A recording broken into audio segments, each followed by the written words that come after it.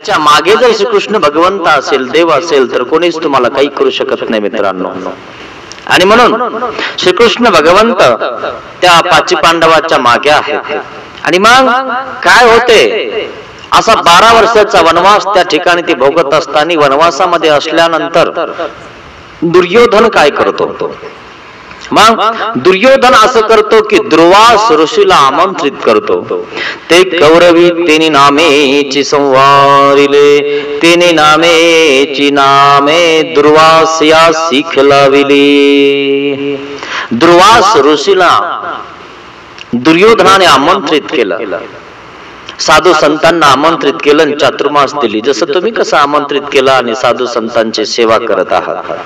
आता साधू संतांची सेवा केल्यानंतर त्या ठिकाणी मेवा भेटतो, त्या ठिकाणी तुम्हाला त्याचा लाभ भेटतो. पण साधू संत जर नाराज झाले तर साधू दुर्वास ऋषी जे साधू आहेत, हे साधू असे तसे नव्हते मित्रांनो.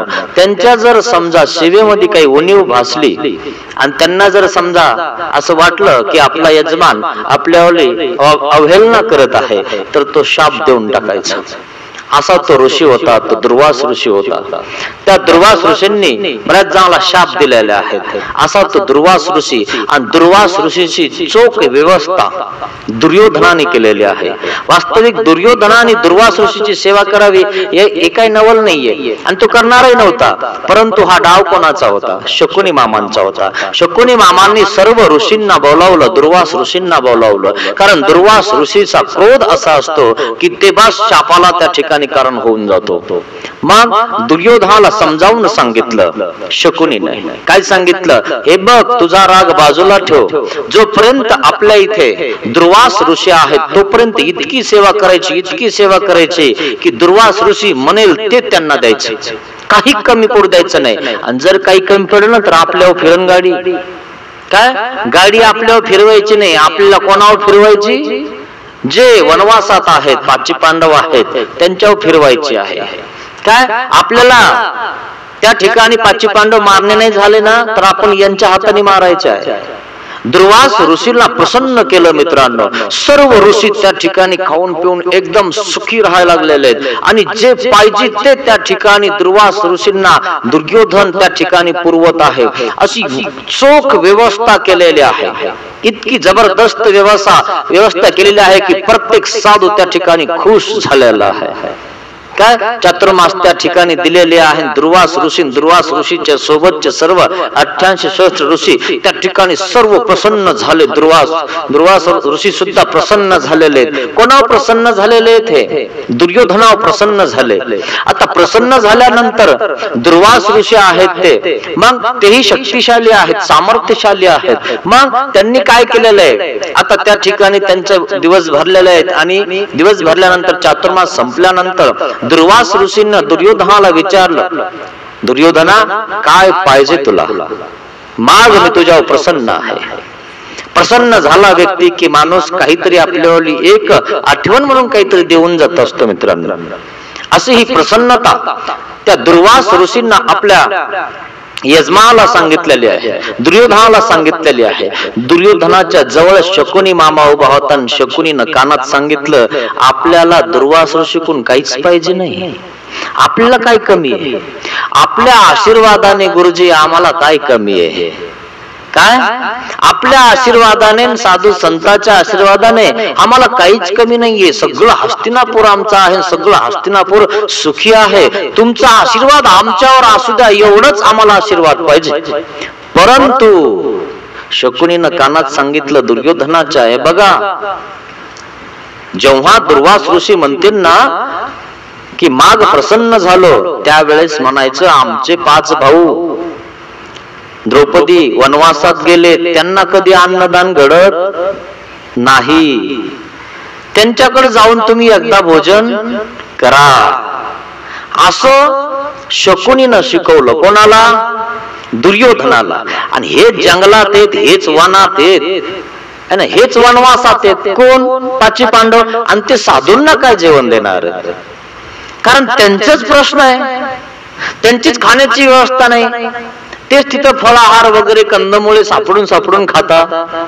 आणि मग अशा वेळेला शकुनीनं शिकवलं दुर्योधनाला, आणि दुर्योधनाकडे दुर्वास ऋषी आले. अरे दुर्योधना, माग तुला काय पाहिजे, मी तुझ्यावर प्रसन्न आहे, तू खूप चांगली सेवा केलीस माझ्यावली. माणूस कसा आहे याला अर्थ नाहीये, तो कशी सेवा करतो याला अर्थ आहे काय. आणि मग दुर्योधनावर सुद्धा दुर्वास ऋषी प्रसन्न झाला. दुर्वास ऋषी प्रसन्न करणं एवढं सोपं नाहीये मित्रांनो, खूप अवघड.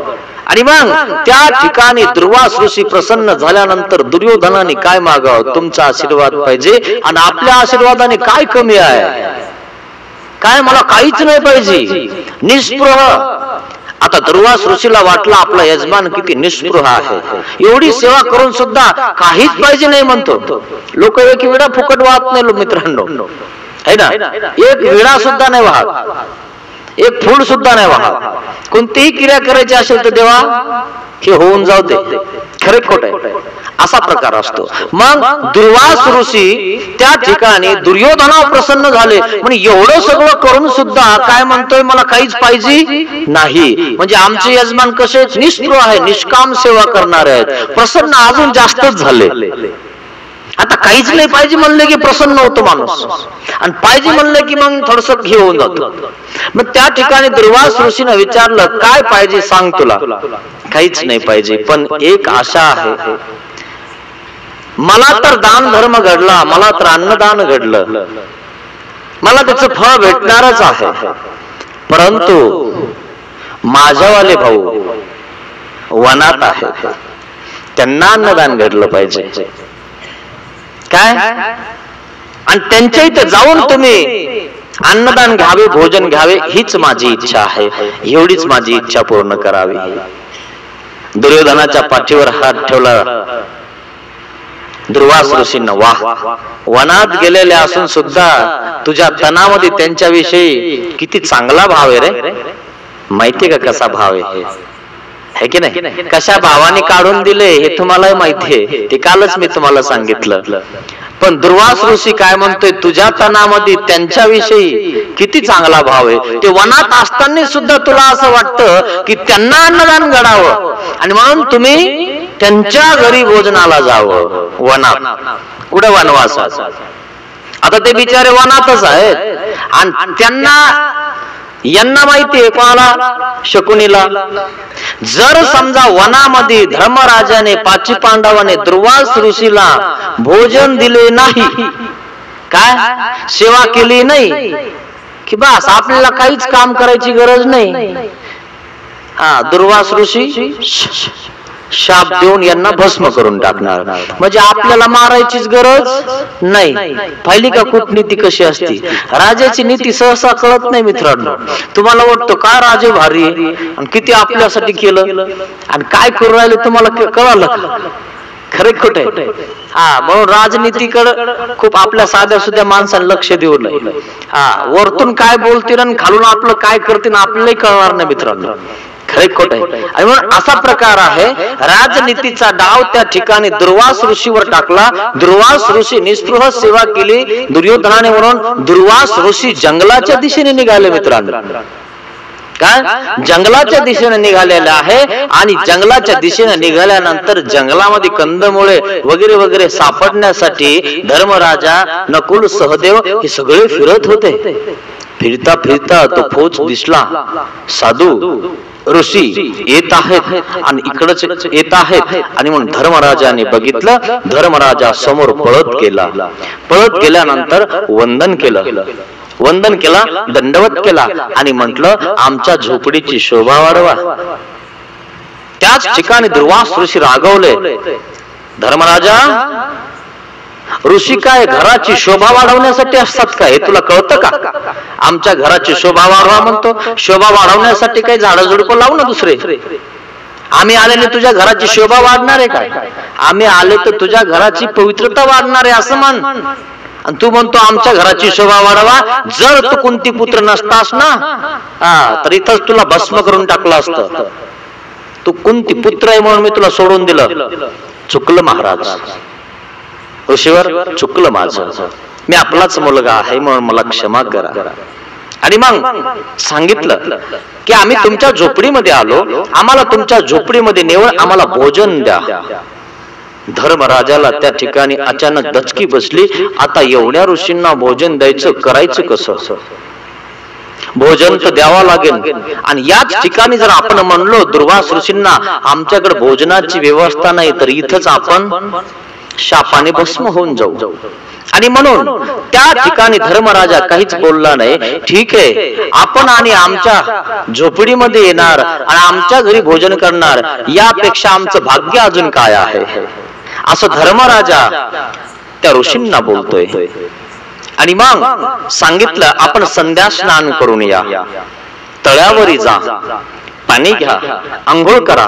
अंघोळ केले की आमच्या झोपडीचा रस्ता या इथून जवळच आहे आणि इथंच आमची झोपडी आहे. त्या झोपडीमध्ये आपली बसण्याची व्यवस्थित व्यवस्था करतो, ताटाची व्यवस्था करतो. आपल्याला जे रुचेल पचेल ते पदार्थ मी तुम्हाला तयार करतो. काय तयार करतो असं सांगितलं. वास्तविक पाहता धर्माजवळ काहीच नाही, परंतु धर्म होता. काय होता? धर्म होता. आणि मग धर्मासाठी आमच्या देवाने सुद्धा सांगितलेलं आहे. काय सांगितलेलं आहे? तू उभा ठाकला पुरे. धर्म जर करायचा असेल आणि आपल्याजवळ काहीच नसेल तर देवाने काय सांगितलं? तू फक्त उभा राहा, मी तुझ्या पाठीशी आहे. आणि म्हणून श्रीकृष्ण भगवंत धर्मराजाच्या पाठीशी आहे, द्रौपदीच्या पाठीशी आहे, 5 पांडवाच्या पाठीशी आहे. मग कसा पाठीशी आहे? ते नाम. का? यांच्याकडे त्या श्रीकृष्ण भगवंताचं सदैव नाम आहे आणि ते नाम चिंतन करत आहेत, चिंता करत नाहीये. इंद्रप्रस्थचा राजा असणारा धर्मराजा याच्याकडे ऋषी भोजन मागायला येतात आणि त्या धर्मराजाकडे काही नसतं. इंद्रप्रस्थ एवढं मोठं आहे. काय? इंद्रप्रस्थ म्हटलं ना, तर इंद्रप्रस्थ मध्ये ज्या वेळेस इंद्रप्रस्थ बघण्यासाठी हे दुर्योधन शकुनी वगैरे गेले ना, तर इंद्रप्रस्थची जी व्यवस्था होती ना, तर कशी होती ती कोणालाच कळायची नाही. विश्वामित्राने त्या ठिकाणी, विश्वकर्माने त्या ठिकाणी ती व्यवस्था केलेली होती, ती रचून दिलेली होती. इंद्रप्रस्थ असं ते इंद्रप्रस्थ होतं. एका ठिकाणी इंद्रप्रस्थ अचानक दुर्योधनाला आणि मग काच होते, काचाच्या खाली पाणी होतं आणि काही ठिकाणी पाणी होतं आणि खाली काच होते. मग झाली अशी भानगड. दुर्योधन आता त्या ठिकाणी हस्तिनापूरमध्ये होता, हस्तिनापूरमध्ये अशी व्यवस्था नव्हते. मग दुर्योधनाला असं वाटलं आपण इंद्रप्रस्थला आलो आणि म्हणून या ठिकाणी पाणी आहे. दुर्योधन आपल्यावाली लंगोटी वर करत होता आणि द्रौपदी वरतून बघत होती. आणि मग तो वर करत होता पण तो काचावून चालत होता आणि पाणी खालून जात होतं. मग आता पाणी खालून जात होतं, द्रौपदी सहज हसली, है ना, सहज हसली. आणि मग सगळ्या दास्या हसल्या. म्हणजे याला एवढं कळलं की काचाच्या खाली पाणी आहे. आपलं सुद्धा कधी कधी चुकतं बरं का मित्रांनो. एखाद्या ऑफिस मध्ये आपण गेलो ना, धडकन दिवशी काचाला टोचून जातो. आपल्याला कळतच नाही. आपल्या लाकडाचे दरवाजे असतात आणि तिथे गेले की काचाचे असतात. आपल्याला वाटतं आत ढकलावा का बाहेर ढकलावा. खरं खोटे? कदाचित आपल्याला तो काचत दिसत नाही. आपल्याला वाटतं नीटच दररोज आहे आणि आपण नीटच चालायला लागतो, कारण आपण नीटच असतो ना, सहज मनाचे माणसं. आणि मग नीट चालतो ना, आपल्या डोक्यावर तो काच लागून जातो. आतला बघतो, याला मिळ लागत नाही की नाही, याला माहितच नाही की काच आहे म्हणून. ज्यांना माहितीये ते आत ढकलतात. मग आत ढकललं की ते पुन्हा बरोबर हळूहळू येऊन लागत दररोज. असे काही दररोज असतात. पण आपल्याला एखादा नवीन माणूस गेला, आता याला माहितीये आपल्या डोक्यात लागलं काच, दुसऱ्या वेळेस सावध होत, आपल्या डोक्याला लागायला नको, लोक हसायला नको, इकडं तिकडं बघत आणि मग ते काय करतं, वडीत आहे की नाही, वडीत किंवा ढकलीत. पण ते वडत नाही, ढकलत नाही, आहे ना. त्याला एक बटन असतं, असं केलं की ते ढकललं जातं आणि मग असं केलं की ते वाढलं जातं. आता याला ते माहितच नाही ना, याने ते ढकलायला सुरुवात केली, ते ढकलच ना. आणि मग सगळे बघायला लागले, म्हणे भाऊ असं नाही उघडायचा दरवाजा, असा उघडायचा, आहे की नाही. आणि मग गती पुन्हा तीच झाली की नाही. तशी दुर्योधनाची गती झाली मित्रांनो. मग दुर्योधन त्या ठिकाणी आपली लंगोटी वर करायला लागला आणि खालून पाणी जाते. अचानक द्रौपदी बघत आहे आणि बघितल्यानंतर काय झालेलं आहे, तिला थोडस हास्य आलं की पहा, इंद्रप्रस्थ आम्ही कसं निर्माण केलं, तुम्ही आम्हाला हस्तिनापुरातून काढून दिलं ना, तुमच्यापेक्षाही सुंदर असं आम्ही इंद्रप्रस्थ रचलं, है ना. श्रीकृष्ण भगवंतामुळे रचलं, काय रचलं. आणि मग असं करता करता त्या ठिकाणी दास्या वगैरे हसायला लागल्या. दुर्योधन त्या ठिकाणी इंद्रप्रस्थ बघायला फिरायला लागला की नाही. मग कुठे काही डिझाईन वगैरे वगैरे, कुठे मासे आहेत, कुठे काही आहे, कुठे काही आहे. आणि मग पुन्हा तशीच गती झाली. काय कशीच गती झाली, वरती पाणी होतं, खाली काच होता. पण आता दुर्योधनाला काय वाटलं, वरती काच असतं खाली पाणी असतं. खरं की नाही? एकदम माणूस सुधरत नाही. मग या भाऊना काय केलं, ती आपली लुंगी वर करायची ना तर केली नाही. का बरं? लोक हसता म्हणे आपल्याला, इथं काचच आहे म्हणे, है ना. मग दास्याने सांगितलं इथं काच आहे राजे, इथं काच आहे, वर करा बरं का. ते म्हणे आम्हाला सांगू राहिले का, मागे वर केलं सगळे हसत होते म्हणे. मग आता याने ऐकलंच नाही. मग त्या ठिकाणी यांनी काय केलं, तशीच उडी म्हणजे तसाच चालायला लागला. ते पटकन जाऊन आतमध्ये जाऊन पडलं पाण्यात. सगळे हसायला लागले, जमा झाले म्हणे, युवराज पडले, युवराज पडले, पाण्यातच पडले, पाण्यातच पडले. द्रौपदी वरतून बघत होती आणि द्रौपदीनं त्या ठिकाणी एक शब्द उच्चारला, आंधळ्याचं पोरग आंधळच म्हणे, आहे की नाही. कारण त्याला माहितच नाही म्हणे कसं वागावं, कसं आहे, कुठं काय आहे ना. हस्तिनापूर एवढंच माहिती ना, हस्तिनापुरातून आम्हाला काढून दिलं. खरे खरे. आणि मग तो सुडाचा बदला दुर्योधन घेत आहे. मला आंधळ्याचं म्हणते का, काय बघ तुला मी कसं करतो. आणि मग त्या पाची पांडवांना द्रौपदीला त्यांनी काय केलंय, वनात पाठवलेलं आहे. वनात पाठवले असताना सुद्धा तो शांत बसलेला नाहीये. काय तिथं सुद्धा दुर्वास ऋषीला पाठवलेलं आहे, जा माझ्या पाची पांडवांना अन्नदान घडलं पाहिजे, त्यांच्या घरी जाऊन भोजन स्वीकारा. मग त्या ठिकाणी हे ऋषी गेलेले आहेत आणि ऋषी आता त्या ठिकाणी स्नान करायला गेलेले आहेत, संध्या स्नान करायला गेलेले आहेत. आणि मग धर्मराजा आपल्या पांचालीकडे आलेला आहे, द्रौपदीकडे आलेला आहे आणि त्या ठिकाणी धावत पळत आले. आणि धावत पळत आल्यानंतर एक ताट इंद्राने त्यांना दिलं होतं द्रौपदीला. जंगलामध्ये असताना सुद्धा श्रीकृष्ण भगवंताच्या कृपेमुळं आणि इंद्राने त्या ठिकाणी त्यांना एक ताट दिलं होतं आणि त्या ताटामध्ये जे पदार्थ पाहिजे ते निघत होते.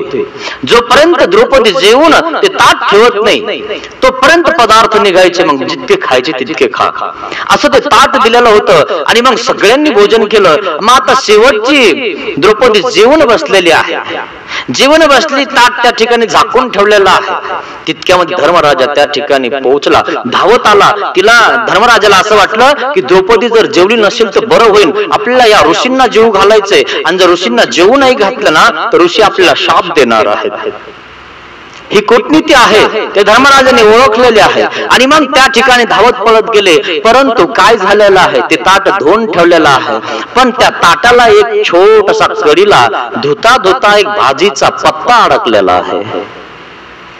द्रौपदीला सांगितलं आपल्या घरी ऋषींचं आगमन झालेलं आहे आणि ऋषी आपल्या इथं भोजनाला आलेले आहेत आणि त्यांना भोजन देणं आपलं कर्तव्य आहे आणि आपल्याला भोजन त्यांना द्यावाच लागेल. आणि मग ती म्हणते ठीक आहे, भोजन तर दिलेलं चांगलंच आहे, परंतु आपण भोजन द्यायचं कुठून, मी ताट धुवून ठेवलेलं आहे आणि आता ताटातून काहीच निघणार नाही. आता उद्या आपण जेव्हा जेवायला बसू तेव्हाच निघणार आहे. आता संध्या वेळ झालेली आहे. आता जर ताटामध्ये एखादा दाना असेल तर त्या ठिकाणी आपल्याला काहीतरी भेटणार आहे.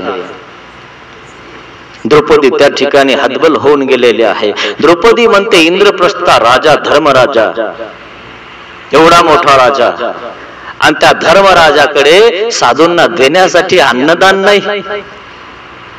इंद्रप्रस्थची पटराणी द्रौपदी, ती पण हतबल झाली की मी पटराणी असणारी इंद्रप्रस्थची राणी आहे आणि माझ्या घरी एक भिक्षाला साधू आला आणि त्या साधूला भिक्षा द्यायला माझ्याकडे काही नाहीये. दुःख करायला लागले. ते दुःख करत असताना तिनं एक काय केलेलं आहे, श्रीकृष्ण भगवंताचा धावा पोकारलेला आहे. काय तिनं चिंता नाही केली, चिंतन केलं.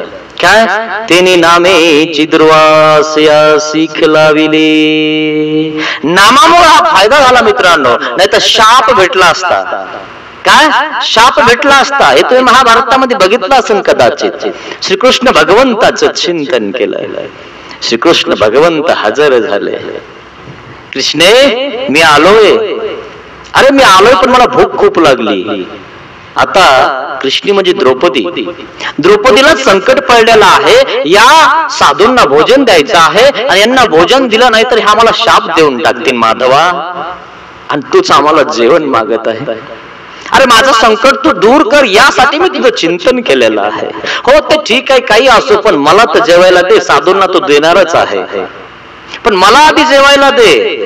मला जेवण दिल्याशिवाय मी इथून जाणार नाही आणि तुझं काही ऐकणार नाही.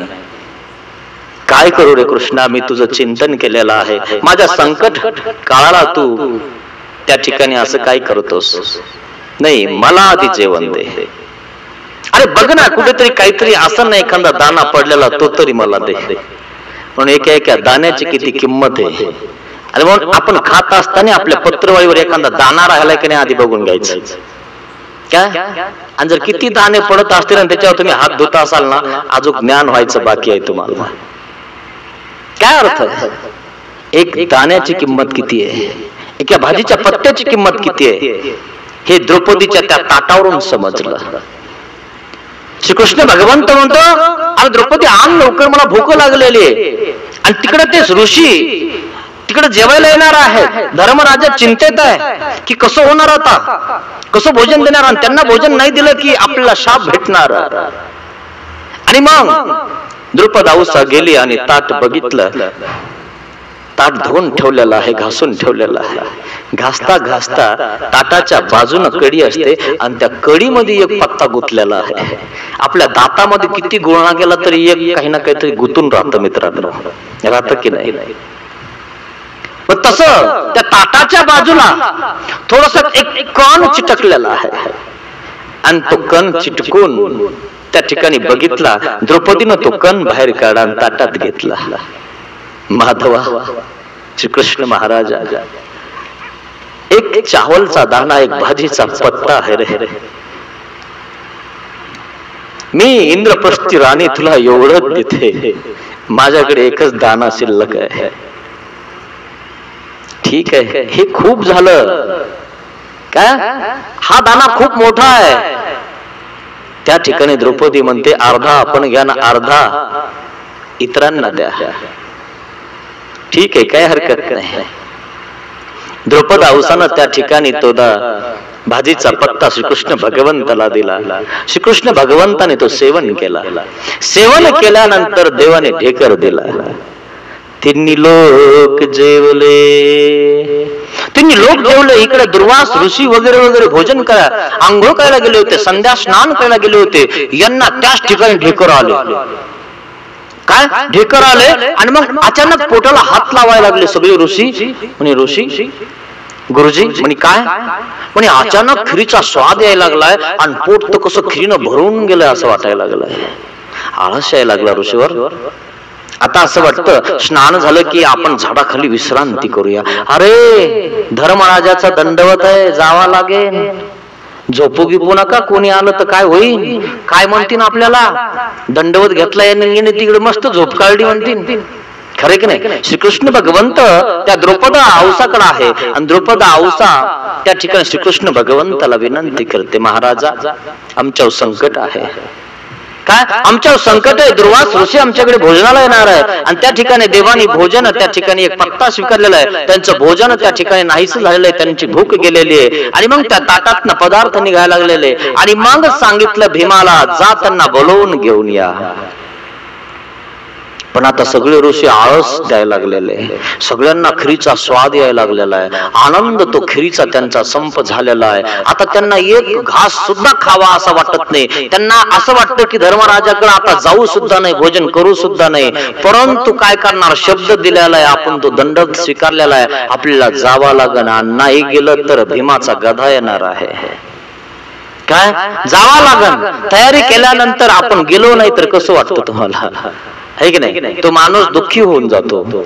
आणि म्हणून काय झालेलं आहे, सांगितलं भीमाला बोलवायला पाठवलं. आणि मग गेले भीमराजे बोलवायला गेले. बोलवल्यानंतर सांगितलं तयारी झालेली आहे, तुम्हाला भोजनाला बोलवलेलं आहे. द्रौपद औसानं सर्व आपली चोख व्यवस्था केलेली आहे, झोपडीमध्ये बसायची व्यवस्था केलेली आहे, आपल्या ताटांची व्यवस्था केलेली आहे. आपणास भोजनाला यावं लागतं. आणि मग ते म्हणतात, भोजन करावं अशी इच्छाच नाहीये, झोप येत आहे, झोपायला जमणार नाही. भोजनाचा दंडवत तुम्ही आधी घेतलेला आहे, त्यावेळेस तुम्हाला चांगल्या भुका लागलेल्या होत्या. पण श्रीकृष्ण भगवंताने तो एक भाजीचा पत्ता स्वीकारलेला आहे, त्यामुळे यांच्या भुका गेलेल्या आहे. काय हे दुसऱ्याचा अंत बघायला आलेले होते आणि त्या अंतामध्ये यांचा अंत होऊन गेला मित्रांनो. भीमराजाने गदा फिरवायला सुरुवात केली. सगळे झोपडीत, चला जेवायला. हा, मग जेवण खावणं झाल्यावर वाट लावले, सार केलं. काय? तेनी नामेची संवारिले, तेनी नामेची दुर्वास्या सीख लाविले. दुर्वास ऋषीला सुद्धा शिक्षा केली त्या नामाने, का नाही? कशी केली? हा, जेवण करा, तुम्हाला जेवण पाहिजे ना, जेवायला आले ना, तुम्हाला दुर्योधन आणले, जेवू घातलं ना, इथं जेवा, जे पाहिजे ते पदार्थ, चला जेवा. आणि नाही जेवले तर भीमाचा गदा फिरायचा. फिरवू का नाही? म्हणून भीमराजाला वाढायला कधी ठेवलं नाही, फक्त पंक्ती बघायला ठेवलं राजसुयज्ञात. ते म्हण तू वाढत जाऊ नको, साधू घेत नाही म्हणे, घाबरतात तुला. मग नंतर नुसतं बघायला ठेवलं तरी ताटात कोणाचे काय राहिले का? भीम लगे गदा फिरवायचं. आणि मग धर्मराजा म्हणे, भाऊ तू ना आता फिरत जाऊ नको, लक्ष ठेवत जाऊ नको, तुझ्यामुळं साधू लोक जेवतच नाही म्हणे, ते घाबरतात म्हणे तुला. मग भीमराजा जर लांबून बी गेला ना तर साधू ताटावर एक काही ठेवत नव्हते. एका दाण्याची किंमत किती आहे मित्रांनो, का नाही? किंमत करा अन्नाची. तुमच्या घरी जास्त झालं म्हणून उकांड्यावर फेकून देऊ नका. एक दिवशी तुम्हाला उकांड्यावर जावं लागेल. तुम्हाला माहिती काही लोक उकांड्यावरच खात होते, आठवतं तुम्हाला? लग्नातलं उरलेलं पत्रवाळ्या उकांड्यावर फेकून दिल्या जायच्या, आणि त्या पत्रवाळ्या त्या ठिकाणी त्या बिचारे काढून काढून डालीमध्ये काढायचे आणि ते लोक खायचे. माहितीये तुम्हाला इतकी अन्नाची किंमत आहे. आता तुमच्या घरी जेवायला सुद्धा येत नाही ते बोलवलं, का नाही? त्यांच्या घरी आहे ना आता. असा प्रकार आहे मित्रांनो, अन्नाची किंमत करा. आणि म्हणून त्याने नामेची दुर्वास्या सीख लाविली. काय झालेलं आहे? नामामुळे संरक्षण झालेलं आहे. कोणाचं? द्रौपद औसाचं आहे ना, पाची पांडवाचं. आणि म्हणून नाम तारी. आपल्याला नामाचं महत्व मी तुम्हाला सांगत आहे मित्रांनो. हे नामाचं महत्व, नाम असेल तर आपले सगळे काम होतात. नाम होतं म्हणून श्रीकृष्ण भगवंत आला. तुमच्याजवळ श्रीकृष्ण भगवंताचं नामच नाही, तो येणार कसं तुमच्या संकट काळी? काय विचार याच्यावर? कसा येईल तो?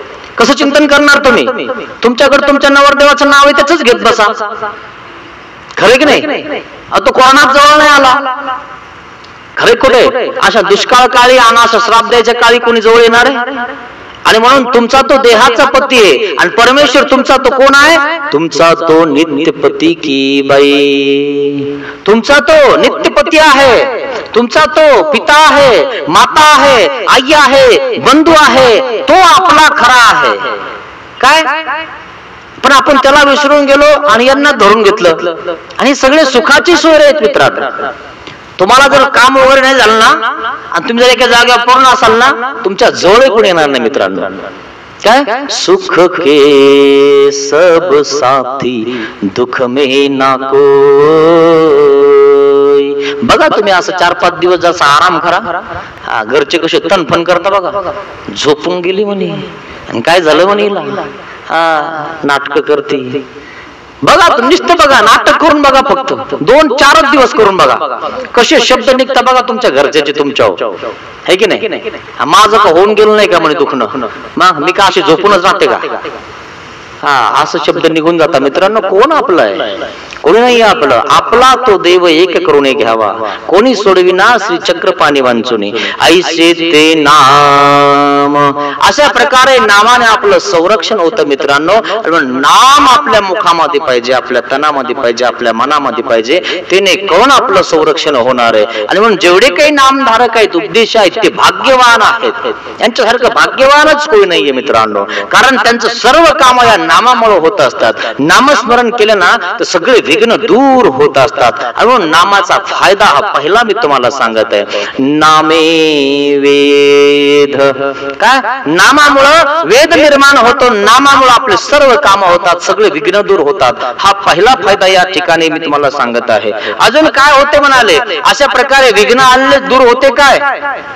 ना अजून काय होते म्हणाले, जे तिने नामे दुर्वासयासी लाविली, तिने नामे विश्व चैतन्यासी सीख लाविली, जे आनंद प्रगटीला.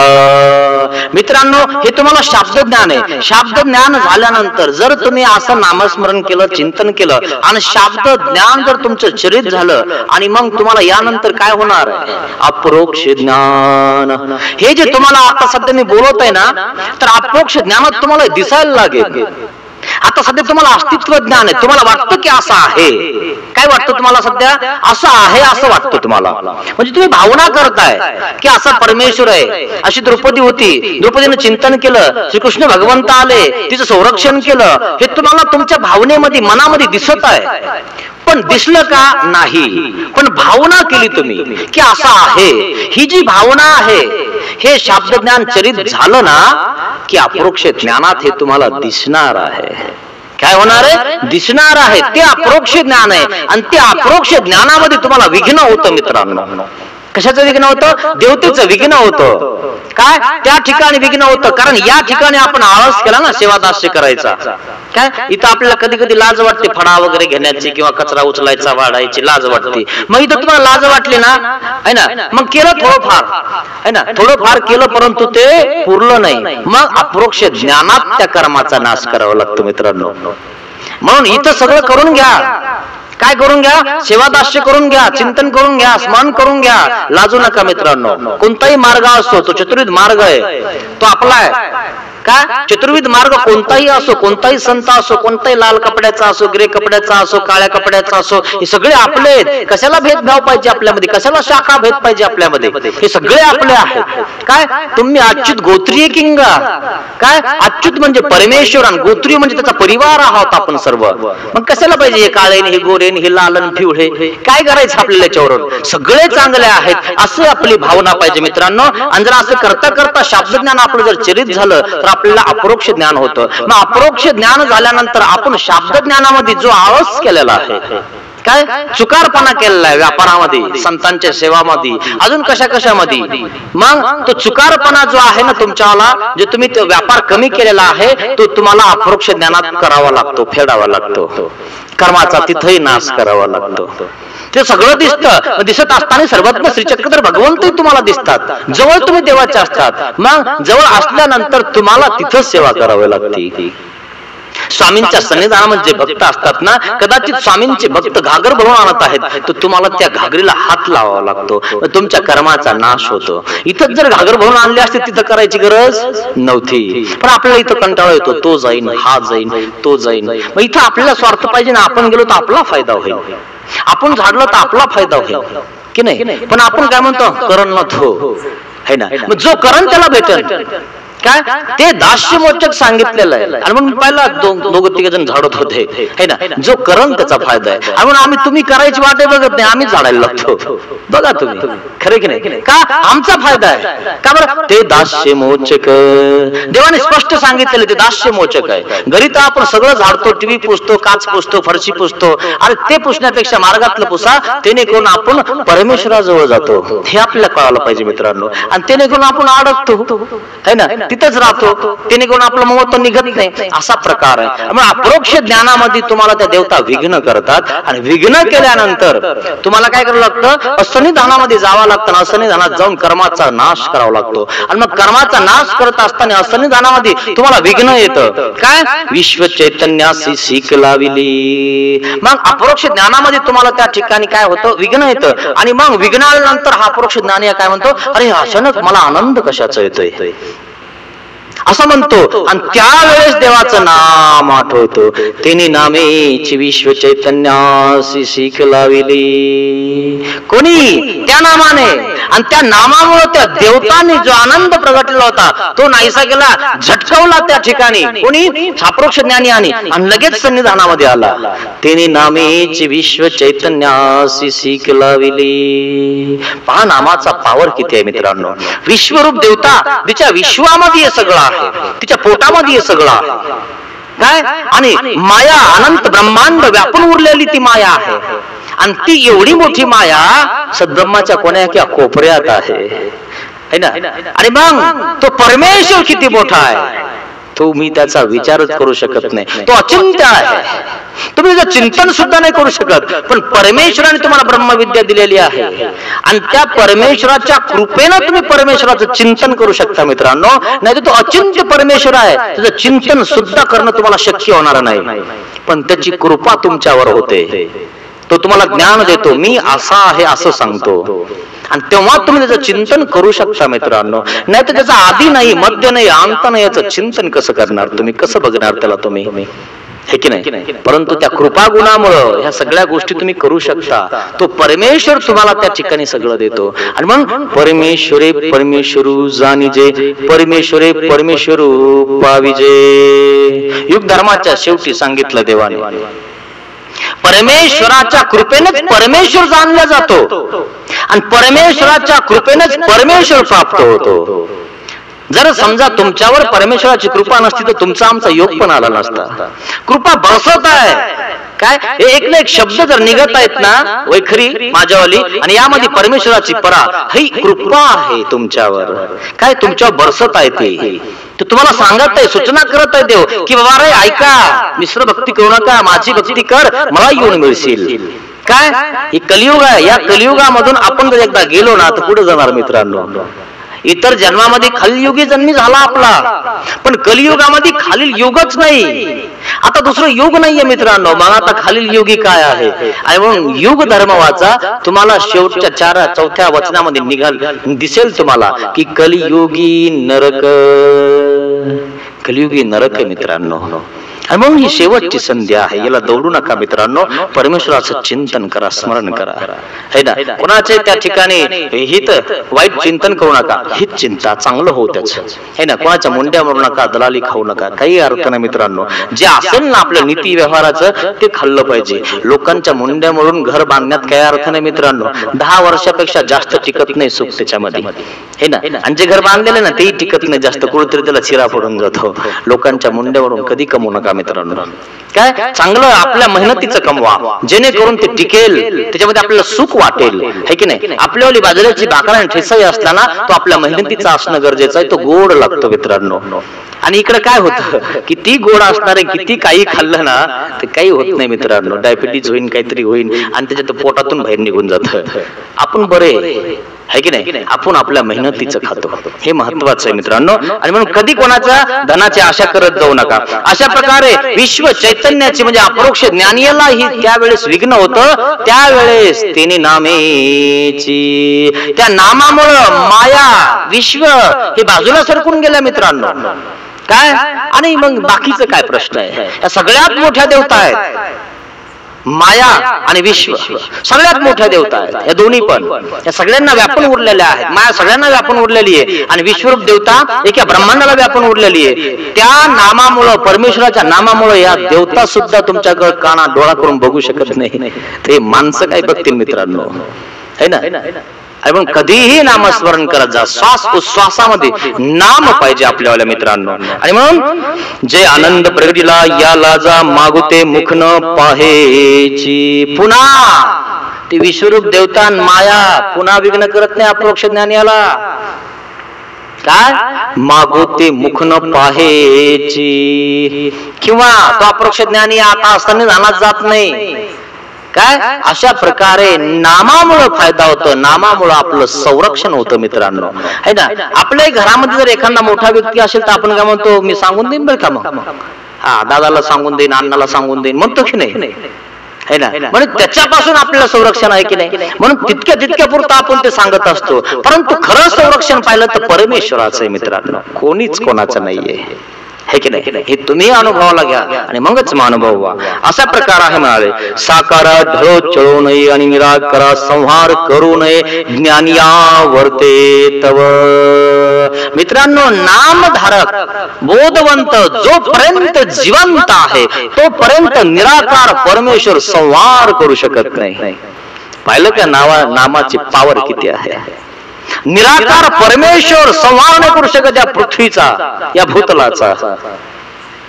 पाहिलं, एक ही जर समजा बोधवंत शिल्लक आहे, नामधारक शिल्लक आहे, या भूतलाचा संहार होत नाही, होत नाही. कधी कधी सूचना येतात उन्हाळ्याच्या म्हणजे उन्हाळ्यामध्ये रिकामपणा असतं, प्रलय आने वाला आहे, काही दिवसांनी असं होणार आहे, भूकंप येणार आहे की नाही. होत काहीच नसतं, पण कुठंतरी काहीतरी होऊन जात असतं थोडक्यात एका गावाला किंवा एका परिसरामध्ये. पण तो सगळीकडे पसरतो. काय पसरतो? हे सगळं जलमय होणार आहे. काय होणार आहे? जलमय होणार आहे, सृष्टी बुडणार आहे. लोक घाबरून जातात आणि मग तितक्यामध्ये देवधर्म करायला लागतात, मग आपल्या आपल्या कुळदैवताची पूजा करायला लागतात, है ना. जे पूजा करत नाही ते बी करायला लागतात मित्रांनो. हा, खरं सांगतो तुम्हाला, मरायला इतके घाबरता लोक, मला हेच कळत नाही का घाबरतात.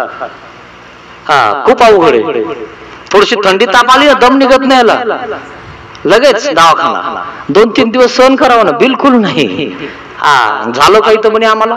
अरे तुला जेव्हा व्हायचं ना तेव्हा होणारच आहे, तू वाचूच शकत नाही. हा, जेव्हा मरणारच ना तेव्हा मरणारच आहे तू, हे की नाही. असा प्रयत्न आहे. मग आपण त्या ठिकाणी प्रयत्न केला पाहिजे. थंडी ताप वगैरे झाली, देवाचं चिंतन केलं पाहिजे, स्मरण केलं पाहिजे आणि देवाचे चरणोदक घेतलं पाहिजे की नाही. लगेच आपले 1000 रुपये घातले पाहिजे, है ना. अहो, नुसतं हात लावलं की 500 घेत ते, है ना. नुसतं हात लावतं ते आणि गोळ्या लिहून देत. खरे खोटे? आम्ही तुम्हाला हात धरून सांगतो असं करा, खरं की नाही, तरी कोणी काढतं का? हा, म्हणून आता बघा तुम्ही, हा, ते आधी घेत, लिहून देत आणि तिकडे 1200 घाला तिकडे दुकानावर. तिथं काहीच म्हणत नाही ते, म्हणत का? हा, खूप खूप अवघड आहे मित्रांनो. म्हणून अनुभव घ्या आणि म्हणून थोडंफार देवासाठी करा. आपण इकडे तिकडे घालत असतो याचा विचार करा, है ना. आणि इतक्या थोडंफार आपण साधू संतांच्या मुखामध्ये घातलं तर काही कमी नाही पडत मित्रांनो, का नाही. दुर्योधन असून, दुर्योधन जन्माला रक्ताचा पाऊस पडला का नाही, त्यांनी सुद्धा साधू संतांना जीव घातलं, साधू संत प्रसन्न झाले. परंतु कूटनीती, त्यांना मारा, त्यांना शाप द्या, त्यांची जाऊन जेवा, है ना. मी कशी पंगत केली, है ना, याला घडली पाहिजे म्हणे. अरे काय करायचं आपल्याला, नका दे ना, आपण आपलं बघा ना. नाही पण मग आम्ही दिली, मग याच्या पुन्हा घेऊ म्हणे, याला काय कमी आहे. एखादं असं होतं मित्राचं. अरे त्याची इच्छा नाही, खाता कशाला त्याचं, खरं नाही. त्याला मग तिकडे जीव घाल कोणाला. किती मोठा कार्यक्रम केला, माणसं जेवायला नाही आले तर काय किंमत आहे माणसाची, है की नाही. म्हणून याला किंमत आहे माणसांना. प्रेम महत्वाचं आहे. भाकर का असाना पण त्याच्या घरी आपण जेवायला जातो ना, हे महत्वाचं आहे. आणि त्यांनी आपल्या आवडीपूर्वक खाऊ घातलेले महत्वाचं आहे. असंच झालं, श्रीकृष्ण भगवंताची चोख तयारी केलेली आहे. जेव्हा श्रीकृष्ण भगवंत मध्यस्थी करायला आले, मध्यस्थी करायला आल्यानंतर भानामतीनं त्या ठिकाणी 6 महिन्यापासून पदार्थ करून ठेवले. दुर्योधनाने चोख व्यवस्था केली बसण्याची, त्याच्यामध्ये असे शस्त्रास्त्र ऊर्ध्व करून ठेवले. माशी बसली की 2 तुकडे, आणि श्रीकृष्ण भगवंताला बसायला अशी व्यवस्था केली. म्हणजे देवाला इथं जेवायला बसवायचं, आणि कोणाला सांगितलं नाही, कूटनीती. आणि भानामतीला सांगितलं पुढे ताट ठेवायचं. श्रीकृष्ण भगवंत म्हणले मला जेवायचं नाही. काय, मला जेवायला विदुराच्या घरी जायचं, त्या घरी नाही. काय, तो श्रीकृष्ण भगवंत मित्रांनो, तो त्याची नीती आहे ना, ती तुम्हाला अजून कळणार नाही. त्याच्या नीतीवर तर सगळं चालू आहे, खरं खोटं. त्याच्या नीतीचा प्रश्नच नाही, तिथं कोणीच पोहोचलं नाही. आणि मग त्या ठिकाणी विदुर काकाच्या घरी श्रीकृष्ण भगवंत जेवायला गेले, पाचट बसायला टाकली. विदुर काका खुश झाले.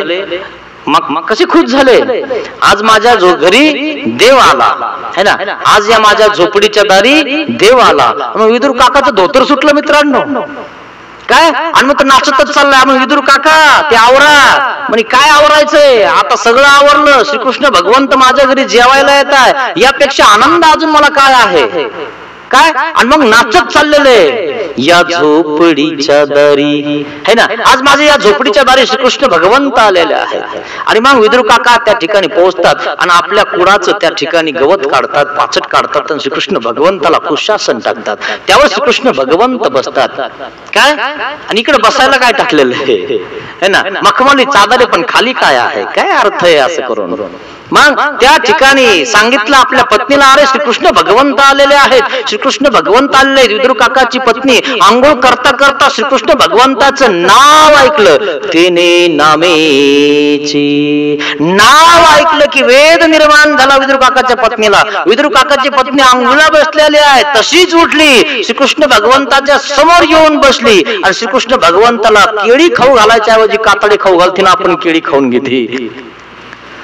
नामे वेद, काय, कशामुळे झालंय, काय सांगितलं विदुर काकाने, अरे आपल्या घरी श्रीकृष्ण भगवंत आलाय, तिनं काहीच पाहिलं नाही, काय कोणताच विचार केला नाही, तशीच उठली. श्रीकृष्ण भगवंत बघायला आलेले मित्रांनो, है की नाही?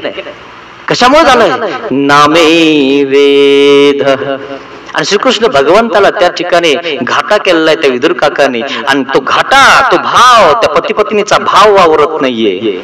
मग उद्धव अर्जुन देव त्या ठिकाणी म्हणतात, महाराज 2 हाताने सरे दैत्य दानव आवरले, आणि तुम्हाला हा घाटा ज्वारीचा कन्या, त्या पातळ होत्या कारण ज्वारी थोडीशी होती, गरिबी परिस्थिती होती, म्हणजे हे तुम्हाला आवरा ना. 4 हात लावून 3ऱ्या 4थ्या हाताने देव भोजन करत होते. काय? आणि मग अर्जुनाला देव म्हणतात, अरे अर्जुना, अरे त्यांनी मला कोण्या भावनेतून वाढलंय, याचा भाव जो आहे ना, तो भाव मला आवरत नाहीये. नाही तर मला 4 हात लावायची गरज नाहीये. त्याचा भाव किती, काय देऊ महाराज मी तुम्हाला, तुम्ही माझ्या घरी आला, काय देऊ मी तुम्हाला. मग अशा प्रकारे त्या ठिकाणाहून जेवण करून आले, आणि इकडे दुर्योधन वाट बघत आहे, भानामती रडत आहे. भानामती म्हणते, श्रीकृष्ण भगवंता, मी तुझ्यासाठी 6 महिन्यापासून पदार्थ तयार केले, आणि तू दुसऱ्याच्या घरी गेला. अरे तुझं तर मी जेवणारच आहे, पण तुझा नवरा तसा नाहीये ना, म्हणून तुझ्याकडे जेवण माझं योग्य नाहीये. का चांगला नाही, काय केलं त्याने? म्हणजे डाव रचलाय त्याने, बघ तुला दाखवतो, ये माझ्याकडे. श्रीकृष्ण भगवंत त्या सभेमध्ये जातात, संधी करायला जातात, मध्यस्थी करायला येत असतात. आणि मग दुर्योधन विचारतो आल्यानंतर, काय दिलं जेवायला विदुर काकाने, काय माल होता का असंच? श्रीकृष्ण भगवंत म्हणतात, अरे राजन, आदरम किम न पुष्यती, आदर कसा केला हा का विचारत तू? अन्न जीर्ण होऊन जात रे, अन्न काय दिलं याला अर्थ नाहीये. त्याचा आदर कसा होता मला घरी नेल्यानंतर, त्याला अर्थ आहे. आणि तुझा सगळा स्वार्थ आहे, मी मध्यस्थी करतोय म्हणून तू माझ्यासाठी असे शस्त्रास्त्राचं आसन रचलंस. फाटकन दिशी वरच त्या ठिकाणी कपडा काढला, भानामतीला दाखवलं, बघ तुझ्यावाला नवऱ्याने काय माझ्यासाठी व्यवस्था केली. त्याच ठिकाणी भानामतीने शाप देऊन टाकला. काय? तिने नामेची संहारिले. नामामध्ये सगळं आहे मित्रांनो, नामाचा मी तुम्हाला फायदा सांगत आहे. अशा प्रकारे निराकार संहार करू नये, ज्ञानिया वर्ते तव. जोपर्यंत ज्ञानी आहे तोपर्यंत संहार होणार नाही मित्रांनो. काय? म्हणून नाम किती महत्वाचं आहे मित्रांनो, हे तुम्ही जाणून घ्या. काय? एक नाम म्हणजे आपला श्वास आणि उश्वास पाहिजे मित्रांनो. काय? श्वास आणि उश्वास चालूच ठेवा, कधी केव्हाही 5व्या नामाचं स्मरण करत राहा. काय सांगता आपल्याला कधी गुचकी लागेल, आणि त्या गुचकी लागल्यामुळं आपलं मरणही होऊ शकतं. आणि मग देवाने काय सांगितलं, अंतकालेच मामेव स्मरण मुक्त्वा कलेवरम यम यम वापी स्मरण भावम त्यजत्यन्ते कलेवरम. कुंती पुत्र अर्जुनाला सांगतात देव, हे अर्जुना, जर तू अंतकाळाला जर माझ्यावर स्मरण करशील, काय अंतकाळाला जर मी तुला आठवेल तर तुम्हाला येऊन मिळशील. पण आपल्याला अंतकाळाला आपली उशी आठवती, मग याच्यात आहेत उरल्या सुरलेले दुधाची गिरणीची. खरं की नाही? जेव्हा नोटा बंद झाल्या ना तेव्हा अशा निघाल्या लाल नोटा, आहे ना, सगळ्या आज्या आजोबा सगळी बाहेर पडली.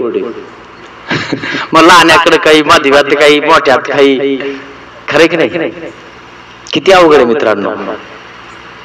आपल्याला माताने सुद्धा आपली उशी जवळ असावं अशी वाटते. का बरं?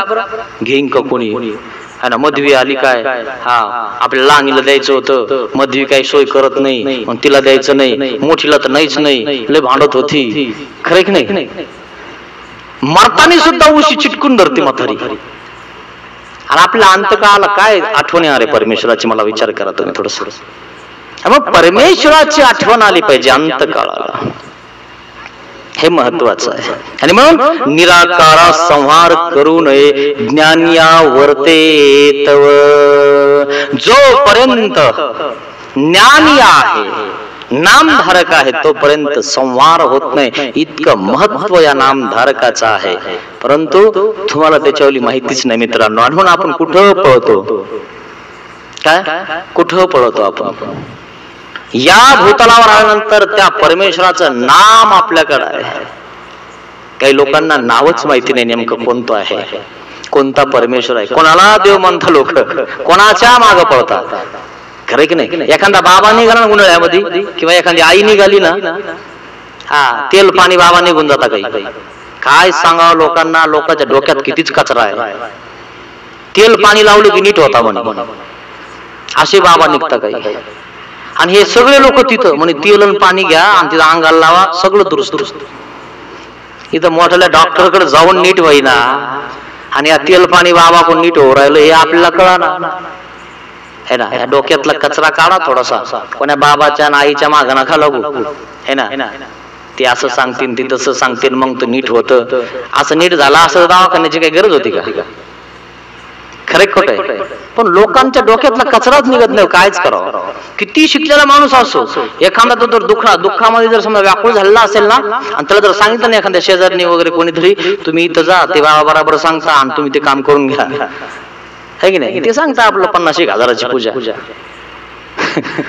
खरे खरे करून घेतो. याला वाटतं जाऊ दे बाबा, पिढा निघून जाईन आपल्यावर. निघती का पिढा?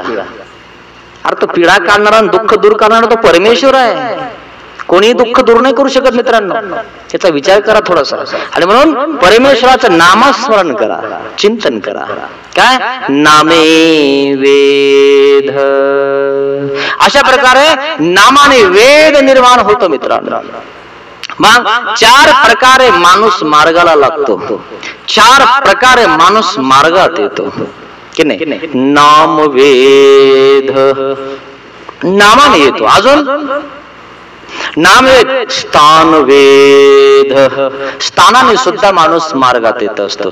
कदाचित तुम्हाला स्थानाचा वेद लागून जातो. कसा वेद तो लागून जातो? पंचाळेश्वर, श्री क्षेत्र पंचाळेश्वरचं नाव ऐकलं की तुम्हाला असं वाटतं तिथं असं आहे तसं आहे, उटी होती उपार होती, 12 वाजता देव भोजनाला येतात आणि मग त्या ठिकाणी पंचराजा भोजन देतो. आपण कधी जायचं? स्थान वेद. कदाचित जाळीचा देवाचा स्थानाचा वेद लागून जातो आपल्याला. दांडी पौर्णिमा आले की आपल्याला आठवण येऊन जाते, मी कधी जाणार? आणि मग आपण नंबर लावत असतो. गेल्या वर्षी तुम्ही गेलते ना, या वर्षी मी जाणार.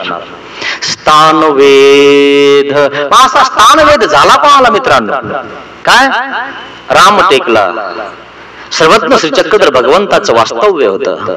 बोनेबाया होत्या. बोनेबाया म्हणजे त्या ठिकाणी, बोने म्हणजे उपहार है ना, त्या रामाला घेऊन जात होत्या. रोज भिक्षा मागत होत्या, माधुकरी करत होत्या आणि रामाला त्या ठिकाणी उपहार दाखवायला जात होत्या. पण सर्वज्ञ श्री चक्रधर भगवंत त्या ठिकाणी ओट्यावर निश्चळ बसलेले आहेत.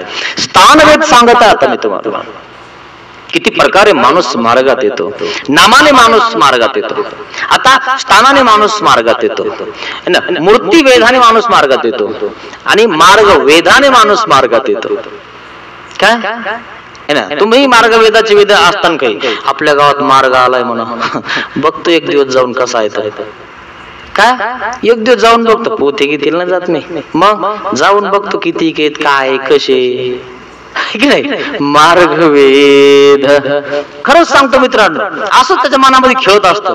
लय जाता पण लोक, कोणी कोणी दूध देऊ राहिलो, कोणी काय देऊ राहिलं. आपल्याला काही द्यायचं नाही, पण बघून तर येऊ नेमकं काय खरं की नाही. म्हणजे मार्गाचा वेद निर्माण होतो माणसांना है ना. तसा मार्गाचा वेद निर्माण होतो. आणि मग त्याने इथं पाहिल्यानंतर त्यालाही असं वाटतं मग आपण करावं का किंवा द्यावा का, आपलं घेतील का. आणि त्याला वाटतं घेता की नाही का मग आपलं काही. आणि मग ते विचारतो. असा मार्गाचा वेद निर्माण होतो मित्रांनो. म्हणून स्थानाचा वेद निर्माण होतो. मग स्थानाचा वेद कसा निर्माण होतो? रामाच्या दर्शनाला जाणाऱ्या बाया श्रीकृष्णाच्या, सर्वज्ञ श्री चक्रधर स्वामींच्या दर्शनाला येतात. स्वामी निश्चळ बसलेले आहेत संधी भोगरामला बसलेले आहेत. सर्वज्ञ श्री चक्रधर भगवंत दिसायला एवढे सुंदर होते मित्रांनो की पाहायचंच कापड आहे. बस एकदा बघत राहिले ना तर बघतच राहावं लागायचं, सगळे बघतच राहायचे. असे ते सर्वज्ञ श्री चक्रधर भगवंत. काय? द्वापारी श्रीकृष्ण चक्रवर्ती बरवे, त्रेती सीता बरवी, कलियुगी हे बरवे. काय? त्रेतयुगामध्ये सीता सुंदर होती, तिच्या इतकं सुंदर कोण नव्हतं. द्वापर युगात श्रीकृष्ण भगवंत सुंदर होते आणि कलियुगात सर्वज्ञ श्री चक्रधर भगवंत सुंदर होते. ही सुंदरता वेगळी आहे मित्रांनो. 32 लक्षणी म्हणजे 32 लक्षण आहेत आपल्या शरीराचे. मग ते 32 लक्षणाचा जो अवयव जो जैसा व्हावा तैसाच पाहिजे. काय? जसा अवयव पाहिजे ना तसाच पाहिजे. आणि म्हणून एक आपल्या भारताची विश्व सुंदरी असते हे ना, ते असतात ना. मग ते सांगतात हे विश्व सुंदरी आहे, ती अशी, ही आमची इकडली, ती तिकडली. प्रत्येक देशाची एक एक असते हे की नाही? आणि काय असते? काहीच नसते, फक्त अंगावर कोणता डाग नसतो, हीच सुंदरी आहे, है ना? पण देवाचं सौंदर्य कसं आहे, है की नाही? एखादा हिरो हिरोईन आली तर आपण त्याच्या मागे पळायला लागलो, आम्हाला हिरो बघायचा आहे. अरे त्यापेक्षा देव कधी बघणार आहे तू? ते माणसाचे ना, आणि ते बघितले ना तू, किती बघतो त्यांना? नाही, ते कलाकार आहेत. आणि म्हणून तुम्हाला सांगता, एखादा कलाकार जर आपल्या इथं कुठं आला ना सभेला वगैरे, है ना, सभेला मुद्दा म्हणून घेऊन येतात ते कलाकार. का बरं? लोक त्याच्या आकर्षणाने येतात त्याला बघायसाठी. खूप अवघड मित्रांनो, आपल्याला बघायचं कोणाला याचा विचार करा. काही फायदा नाही कोणाला बघून. देवाने आपल्याला डोळे दिले, देवाला बघायला, हे महत्वाचं आहे. स्थानवेद मी तुम्हाला सांगत आहे. स्थानवेद म्हणजे रामटेकला, त्या ठिकाणी बाया रामटेकला रामाची पूजा करायला जात होत्या. सर्वज्ञ श्री चक्रधर भगवंत निश्चय त्या स्थानावर बसलेले आहेत. त्या बाया आल्या आणि स्वामींना बघितलं, बघतच राहिल्या. स्थानवेद. आणि मग बघत राहिल्या, आणि त्या ठिकाणी काय म्हणतात स्वामींना, महाराज तुम्ही जोपर्यंत इथे ना तोपर्यंत आमची भिक्षा घेत जा, आमचं भोजन घेत जा, पण जे भिक्षा ते जाईल ना ते आम्ही तुम्हाला देत जाऊ, तुम्ही स्वीकार करत जा. देव म्हणले ठीक आहे, काय हरकत नाही. आणि मग तिथून स्वामी निघाले, मनसरला पोहोचले. मग मनसरला आले, आणि त्या ठिकाणी एक ब्राह्मण पोहोचला. सकाळी सकाळी ब्राह्मण लोक आपलं काय करता, ओट्यावर बसता किंवा मग कुठेतरी बसता, आणि त्या ठिकाणी आपलं कर्मकांडाचं त्या ठिकाणी चिंतन करता, मनन करता. मग मनन करत असताना एक तुळशी वाहून देतात. पण मग ज्या ठिकाणी स्वामी बसले होते रामटेकला, काय संधी भोगरामला, त्या ठिकाणी जाऊन हा ब्राह्मण बसून गेला. आणि मग आता त्या ठिकाणी बसल्यामुळे झालं काय माहितीये का? स्थानवेद. स्थानाचा वेद झाला त्या ब्राह्मणाला, आणि तो त्या ठिकाणी यत् क्रियते तत्कर्म मनोनी कर्म कर्म शब्दे कर्म बोलीजे कर्म शब्दे मळ ही बोली जेते, अशा प्रकारे त्याच्या त्या ठिकाणी कर्माचं अनुष्ठान करायला लागलेलं आहे त्या ठिकाणी. आणि मग त्या ठिकाणी अनुष्ठान करताना ते अनुष्ठान त्याचं विसरायला लागलेलं आहे त्या ब्राह्मणाचं. आणि मग तो अचानक म्हणतो, अरे काय झालं आज, माझं विसरतोय कसं काय, मला मनन का होत नाही. आणि उठला आणि दुसरीकडे जाऊन बसला, आणि तिथं करून बघितलं तर तिथं त्या ठिकाणी काय होत आहे, त्याचं मनन व्यवस्थित होतंय. पण इथं बसून बघितलं, इथं बसला की त्या ठिकाणी मन होत नाही, इथं एक सुखानंद होत आहे, आनंद येत आहे. मग पुन्हा तो त्या ठिकाणी जाऊन बसला आणि त्याचं मनन करत बसला कर्मकांडाचं. एक ब्राह्मण, एक पुजारी आला, आणि त्या पुजारी आल्यानंतर तो आधी रामाची पूजा करायचा, देवतेची पूजा करायचा, परंतु त्याने देवतेची पूजा बंद केली. ज्या ठिकाणी स्वामी बसले होते त्या ठिकाणी अभिषेक करायला लागला, ओटी करायला लागला, उपार करायला लागला. त्या ठिकाणी त्या ओट्याला त्यांनी काय केलंय, पाणी घातलं, स्नान घातलं, गंध लावला, आणि एक तुळशी वाहिली, फुल वाहिलं. आणि या ब्राह्मणाने बाजूच्या जाऊन बघितलं, अरे म्हणे हे काय चालू आहे तुझ्यावर, या स्थानावर या ओट्याला तू कशाला स्नान घालतोय, कशाला गंध लावतोय, हे तर कोणीच नाही. अरे म्हणे इथं कोणीच नाही खरंय, पण या ठिकाणी जो बसला होता ना तो ईश्वर अवतार होता. स्थानवेद. आणि मग त्या ब्राह्मणाला आठवलं, अरे मी इथं बसलो होतो तर माझ्याला कर्मकांडच विसरून गेलं. म्हणून 22चं कर्मकांडच दूर केलं का नाही केलं? कर्मकांडाचं कांडच करून टाकलं सर्वज्ञ श्री चक्रधर भगवंताने. म्हणून लोकांना सहन नाही झालं मित्रांनो, नाही सहन झालं. स्वामींना महाराष्ट्र सोडून जावं लागलं, नाही सहन होत सत्य कोणाला. सत्य कडू असतं मित्रांनो, खूप अवघड आहे की नाही. आणि मग कर्मकांडावर त्या सालामध्ये त्या ठिकाणी देवाने हल्ला केलेला आहे की हे करू नका, हे करा का नाही. पण नाही ऐकत लोक, तेच करतात है ना. आपले उपदेश अजून तेच करतात है ना. पिंड काय पाडतील, काय नो काय करतील, काही काही करतील, काही काय प्रश्न आहे याचा. काय मेला तो गेला, त्याचं काय राहिलं का है ना. मेल्यावर दुसऱ्या दिवशी त्या ठिकाणी राग सावडायला जाता, आणि त्याला दारूची बॉटल पिता असेल ना तो, त्याला दारूची बॉटली घेऊन जाता. बाई आमच्या घरचे आता मेल्यावर पाचते काय चहा, पुन्हा तिथं मेल्यावर हे माहिती का तुम्हाला, चहा बी घेऊन जाता. हा, ज्या दिवशी सावडायला जाता ना त्या दिवशी, आणि त्या राखीत टाकून देतात प्याला. मग बिडीचा कट्टा माहिती तुम्हाला, शिवाजी नांगर छाप वगैरे, म्हणे लय लागत होतो, फुफ्फुस गेलो होतो, आता प्याना म्हणे मेल्यावर पिती का आता. मग बिडीचा कट्टा एक तिथे बाजूला, तोटा असेल तर तोटा, गाय असेल गाय छाप असेल तर गाय छाप. काय काय अंधश्रद्धा आहे. मेलेला माणूस तो राग खाईन का? ते किती आपल्या डोक्यामध्ये कचरा हे आपल्याला कळतच का नाही. हे काय करायची गरज आहे, पण लोक तरीही करतात. आपल्या समोर आपल्या डोळ्यामध्ये धूळ फेकतात लोक, तरी आपल्याला वाटतं हे खरंच आहे का काय. पण मित्रांनो, पारमार्थिक ज्ञान महत्वाचं आहे. काही करायची गरज नाहीये, काही जायची गरज नाहीये, पण काय करता करता काय करावं, कधी निघणार याच्या बाहेर आपण, है ना. हे कर्मकांडाच्या बाहेर देवाने त्या ठिकाणी काढलेलं आहे. आणि मग तो ब्राह्मण असून देवतेची पूजा करत होता, देवाची करायला लागला. आपण देवाची करता करता देवतेची करायला लागतो. हेच तर आपल्याला कळत नाही की आपण कोणाची पूजा करायला पाहिजे. ते बोले बाया है ना, देवतेची पूजा करत होत्या, देवतेची पूजा सोडून दिली, देवाची करायला लागल्या. तो ब्राह्मण त्या ठिकाणी बसला, त्याला वेध झाला स्थानाचा, आणि तो ब्राह्मण म्हणतो, तो ईश्वर अवतार कुठे गेला, म्हणे ऐसा मनसर कडे गेला. त्या ब्राह्मणाला स्थानाचा वेध झालेला आहे. काय, तो पुजारी म्हणतो इकडे गेला, आणि तो ब्राह्मण त्या जागेवर बसला होता ना स्वामींच्या. तर मग अशा प्रकारे तो ब्राह्मण उठला आणि स्वामींचं नाव ऐकलं. नामे वेद स्थान वेद. आणि स्वामी कुठे गेले म्हणून शोधत शोधत मनसरला आला. काय, मनसरला आला, आणि मनसरला त्या ठिकाणी आल्यानंतर स्वामींच्या समोर जाऊन बसला, स्वामींना दंडवत घातले, आणि स्वामींना विचारलं, महाराज तुम्ही आमच्या घरी चला. आणि मग देव म्हणतात, तुम्हा हे श्रुत की दृष्ट, तुम्हाला आम्ही श्रुत आहेत का दृष्ट आहे, म्हणजे तुम्ही आम्हाला बघितलं होतं का. म्हणे नाही महाराज. मग आले कसे. महाराज मी त्या ठिकाणी ओट्यावर बसलो, ज्या ठिकाणी तुम्ही बसले होते त्या ठिकाणी मला एक आनंद येत होता, आणि मग मी पुन्हा खाली बसलो, कर्मकांड म्हणत होतो. आणि मग एक पुजारी आला ना आपल्या ओट्याची पूजा करत होता. आणि मग मी विचारलं इथं का पूजा करतो. आणि मग तो सांगत होता, इथे एक ईश्वर अवतार बसला होता. आणि मग आपलं नाव सांगितलं महाराज, आणि त्याने करून मी इथपर्यंत पोहोचलो. हे आम्हा श्रुत, आम्हाला तुम्ही आधी श्रुत होते, आता दृष्ट झाले.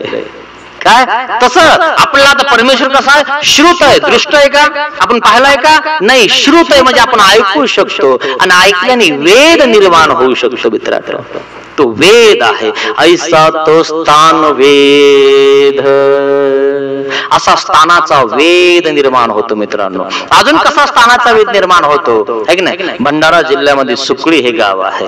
मग त्या ठिकाणी सर्वज्ञ श्री चक्रधर स्वामींचं अवस्थान आहे. स्वामी भिक्षाला जातात, आणि एका ठिकाणी जाऊन त्या ठिकाणी भिक्षा सेवन करतात, आणि मग रात्री मुक्कामाला एका ठिकाणी जातात. आणि मग ज्या ठिकाणी मुक्कामाला जातात त्या ठिकाणी रात्री वाघ येत असतो. मग गावातले लोक त्या ठिकाणी म्हणतात स्वामींना, महाराज त्या मंदिरात मुक्कामाला जाऊ नका, तिथं एक वाघ येतो. देवाने न ऐकल्यासारखं केलं, त्याच मंदिरात झोपायला गेले, विश्रांतीला गेले. मग ऐकलं नाही, आणि मग हे सकाळी सगळे गावातले लोक आपले टाळ मुरदून घेऊन आले. कारण टाळ मुरदून घेऊन आल्यानंतर जो वाघ येत होता त्या मंदिरामध्ये, तो वाजवल्यानंतर बाहेर निघून जात होता. मग गावातल्या लोकांनी विचार केला, म्हणे आज वाघ बाहेर का निघत नाही. म्हणजे रात्री एक बाबा गेलाय ना, आणि बाबाला त्या ठिकाणी काहीतरी केलं असं म्हणे या वाघाने, म्हणून झोपला असं, त्याला उठवत नसन है ना, आणि म्हणून तो बाहेर निघत नाही. आणि मग हे पुन्हा जास्त वाजवायला लागले, जवळ गेले, कड्या वाजवायला लागले. काय सांगता, वाघ येईन आपल्याला धरण है ना. स्वामी तर रात्री गेलेच, मग आता गेले काय माहिती है ना, म्हणून वाघ बाहेर निघाला. हा संदेह यांना. मग हे कसे तरी भीत त्या ठिकाणी पोहोचले, आणि पोहोचल्यानंतर दरवाजा उघडला. दरवाजा उघडल्यानंतर स्वामींना असं नसतं बघितलं. काय, स्वामी त्या ठिकाणी बसलेले, आणि स्वामींच्या दर्शनाला आले. म्हणे महाराज रात्री वाघ आला होता का. म्हणे हो, वाघ खूप मोठा होता, त्यांनी मोठी डरकाळी फोडली, आम्ही सिंहगर्जना केली, वाघ या भिंतीच्या वरतून उडी मारून पळून गेला. म्हणे वाघ. आता महाराज तरी तो थांबू नका, पुन्हा येईन. आता तो कधीच येणार नाही, तुम्हीही घाबरायचं नाही. का, पळून गेला तो. ऐसे ते स्थान, ऐसा त्या स्थानाचा वेद निर्माण होतो माणसाला. काय, असे वेगवेगळे स्थान आहेत, आणि त्या स्थानापासून आपल्याला वेद निर्माण होतो. का नाही? असा स्थान वेद आहे. अजून कशाचा वेद होतो? मूर्ती वेद. मूर्तीचा वेद निर्माण होतो. 4 प्रकारे माणूस मार्गात येतोय मी तुम्हाला सांगत आहे. काय? नाम वेद, स्थान वेद, आता मूर्ती वेद. मूर्तीचा वेद कसा होतो बघा मित्रांनो. सर्वज्ञ श्री चक्रधर भगवंत नांदेड या ठिकाणी, आपल्या नांदेड या ठिकाणी नदीच्या काठावर त्या ठिकाणी जातात आणि भिक्षा मागतात. भिक्षा मागत असताना भिक्षा करून आपलं भोजन करत असतात. सर्वज्ञ श्री चक्रधर भगवंत भिक्षा मागून भोजन करत आहेत. एक दिवस अचानक एका ब्राह्मणाच्या घरी सर्वज्ञ श्री चक्रधर भगवंत भिक्षाला गेले आणि बघितल्यानंतर पाहिलं त्या ब्राह्मणाने चांगले धड दाखवते, तुम्हाला काम करायला काय होतंय, काय झालं म्हणे, तुम्हाला संन्यास घेऊन टाकला म्हणे तुम्ही. काय म्हणे तसं काय नाही. मग काम का करत नाही, एखाद्याची गाई का राखत नाही? आमच्याकडून कुणी राखूनच घेत नाही, मी राखून घेतो ना म्हणे तुमच्याकडून गाई. एका ब्राह्मणाने स्वामींना कामाला लावलं मित्रांनो. देव म्हणले ठीक आहे, काय हरकत नाही, परंतु आम्ही सोडू पण बांधणार नाही. काय? आम्ही गाई सोडून देऊ पण बांधणार नाही. त्या ठिकाणी त्या ब्राह्मणाने स्वामींना बघितलं पण तरी सुद्धा त्याला वेद झाला नाही. गायीची दृष्टी अशी असते ना, बघून सुद्धा वेद निर्माण होत नाही. मग वेद कोणाला झाला? गायींना झाला पण माणसांना झाला नाही. काय? गायीला झाला. मग त्या ठिकाणी सांगितलं म्हणे ठीक आहे आम्ही बांधू, तुम्ही सोडत जा. आणि हे बघा म्हणे शिळे कुटकेन ताक देऊ आणि आंबट ताक उरेल सुरेल. पूर्वी लोक आहे ना कोणाच्या घरी जगभर नेऊन द्यायचे, आता ती देत नाही कोणी, आता विकत घ्यावं लागत. खरं की नाही? मग त्या ठिकाणी स्वामींना ताक आणि शिळे कुटके तो ब्राह्मण भोजन देत होता. आणि मग स्वामी आपल्या सगळ्या गायी सोडायचे ना आपले खडकावर नेऊन बसवायचे, नांदेडला बसवायचे. मग खडकावर बसवायचे तर खडकावर चरायला काहीच नाही, पाणी बी नाही, काहीच नाही, ते खडकाचे नाव. आणि स्वामी एका झाडाला त्या ठिकाणी टिकन लावून बसायचे आणि सगळ्या गायी स्वामींकडे बघायच्या. कशा बघायच्या माहितीये का? अशा कान टवकारून बघायच्या है ना. आपल्या ढोपरावर, आपले प्रत्येकीच्या गायीच्या ढोपरावर आपल्यावाली मान ठेवायच्या, कारण मान त्या ठिकाणी बघून बघून दुखून जायची म्हणून आपल्या त्या दुसऱ्या गायीच्या ढोपरावर मान ठेवायची आणि स्वामींकडे बघायचं. स्वामींचं श्रीकृष्ण भगवंताचं रूप त्या बघायच्या. ऐसे तिसरी मूर्तीचा वेद. गायींना वेद झाला मित्रांनो. मग गायी तर खडकावर बसवलेला आहे, गायींना पाणी नाही, गायींना चारा नाही, आणि गायीचं दूध वाढलं आणि गायीचं दूध वाढायला लागलेलं आहे. आणि मग तो ब्राह्मण काय म्हणतो, आपल्याला गुराखी लयच भारी भेटला म्हणे. काय गायी चारून आणतो, आपलं दूध लिटर भर वाढलं म्हणे प्रत्येक गायीच्या मागं. आणि मग ती पत्नी म्हणते खरंच ना असंच गुराखी पाहिजे म्हणे. बरं झालं म्हणे तो पहिला गेला, बरं झालं म्हणे हा आला. खरंय का नाही? देवाला कामाला लावलं लोकांनी, लय अवघड. लोक कोणाला कामाला लावते त्याचा भरोसाच नाही मित्रांनो. मग आता 1 दिवस झाले, 2 दिवस झाले, आता कोणाला देख होतं का चांगलं? कोणाला देख होत नाही चांगलं. मग शेजाऱ्याने बघितलं म्हणे यांचं दूध लयच निघू राहिलं, यांचं दूध लयच निघायला लागलं. तुम्हाला माहितीये का काही वेळेस दूध पाळायचं आहे ना, दूध काढू देत नव्हते काही म्हशी, माहिती तुम्हाला? ती एक वेगळाच प्रकार होता. ते बंद झाला. आता कशामुळं? ते अभ्यासच राहिलं नाही यांचा, सर्व बंद झालं यांचं. नाही ते जोत काय घालायचं आणि काय नो काय घालायचं, मग असं होईन मग तसं होईन. अरे एकाच्या घरी गाय नाही, का बरं? दूधच काढू देत नव्हतं भाऊ. आता हाय कोणी अभ्यास? प्रत्येक क्षेत्राचा अभ्यास असतो मित्रांनो. तो अभ्यासच नाही म्हणून सगळं चालू आहे ना. कोणी विद्याचा अभ्यासच करत नाही, आणि जो विद्याचा अभ्यास करून तो तिथपर्यंत पोहोचतो. आणि मग ब्रह्मविद्या करून परमेश्वर प्राप्त होतो. त्याच्या नियमांचं पालन करा, तिथपर्यंत तुम्ही पोहोचणारच आहे. आणि मग त्या ठिकाणी एक शेजारी आला, अरे म्हणे तुमच्यावाला गुराखी लयच कामाचा नाही म्हणे, काहीच कामाचा नाही, डायरेक्ट खडकावर बसवतो म्हणे गाई, आणि पाणी पण पाजत नाही म्हणे. अरे म्हणे तो पाणी पाजत नाही, खडकावर बसवतो, दूध तर लय निघू राहिलं म्हणे. काहीतरी गोळे म्हणे या खानभर गाई घेऊन जाईन. ब्राह्मण घाबरला ना, त्याला वाटलं गाई जर घेऊन जाईन त्याला कुठं बघावं, हा कुठला काय काहीच माहित नाही ना. अचानक आला म्हणे आपल्या घरी, भिक्षाला लावला कामाला. मग राव म्हणे एखादा गाईच घेऊन गेला तर आपला अवघड होऊन जाईल.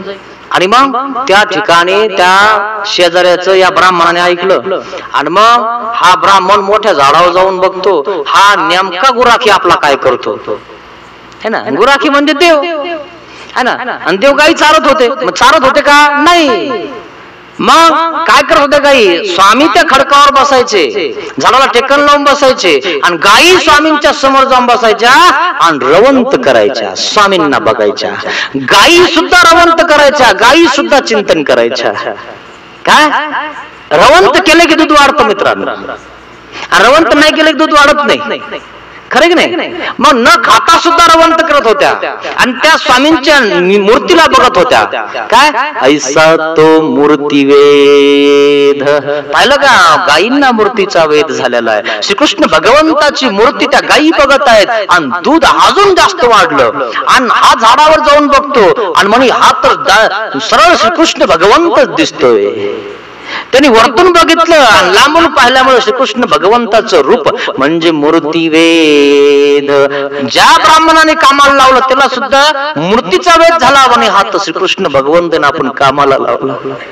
अरे अरे आपलं चुकलं. पत्नीला सांगितलं अरे पुरणपोळ्या कर, चांगला रस कर, तूप वगैरे सगळं काढ, आजपर्यंत आपण ताक आणि शिळे फुटके त्या देवाला जेव घातले. अरे किती मोठी चुकी केली आपण, देवाला कामाला लावलं. अरे तो श्रीकृष्ण भगवंत आहे, मी पाहिला स्वतः डोळ्याने. ऐसा तो मूर्ती वेद, असा मूर्तीचा वेद झालेला आहे. आणि मग आपल्या सर्वज्ञ श्री चक्रधर भगवंताने गाई कोठ्यामध्ये सोडून दिला आणि देव निघून गेले. काय तुम्ही कामाला लावलं ना, आता लागा तुम्ही कामाला. खरं की नाही? देव कोणाचं खातीन का? आजपर्यंत खाल्लं, त्यांना माहिती नव्हतं, आता त्याला माहित झालं, नीट वाग है ना. तरी घेतलं का देवाने? गेले निघून. गाई कोठ्यामध्ये सोडल्या, काही करा आता, देव निघून गेले है ना. आणि म्हणून असं ओळखलं पाहिजे आपण. मग ऐसा तो मूर्ती वेद. अजून कोणाला झाला मूर्तीचा वेद माहिती तुम्हाला? बेंडकाला झाला. बेंडकाला काय? डोमेग्रामला त्या ठिकाणी स्वामी बसलेले होते आणि स्वामी बसलेले होते आणि एक बेंडूक आला.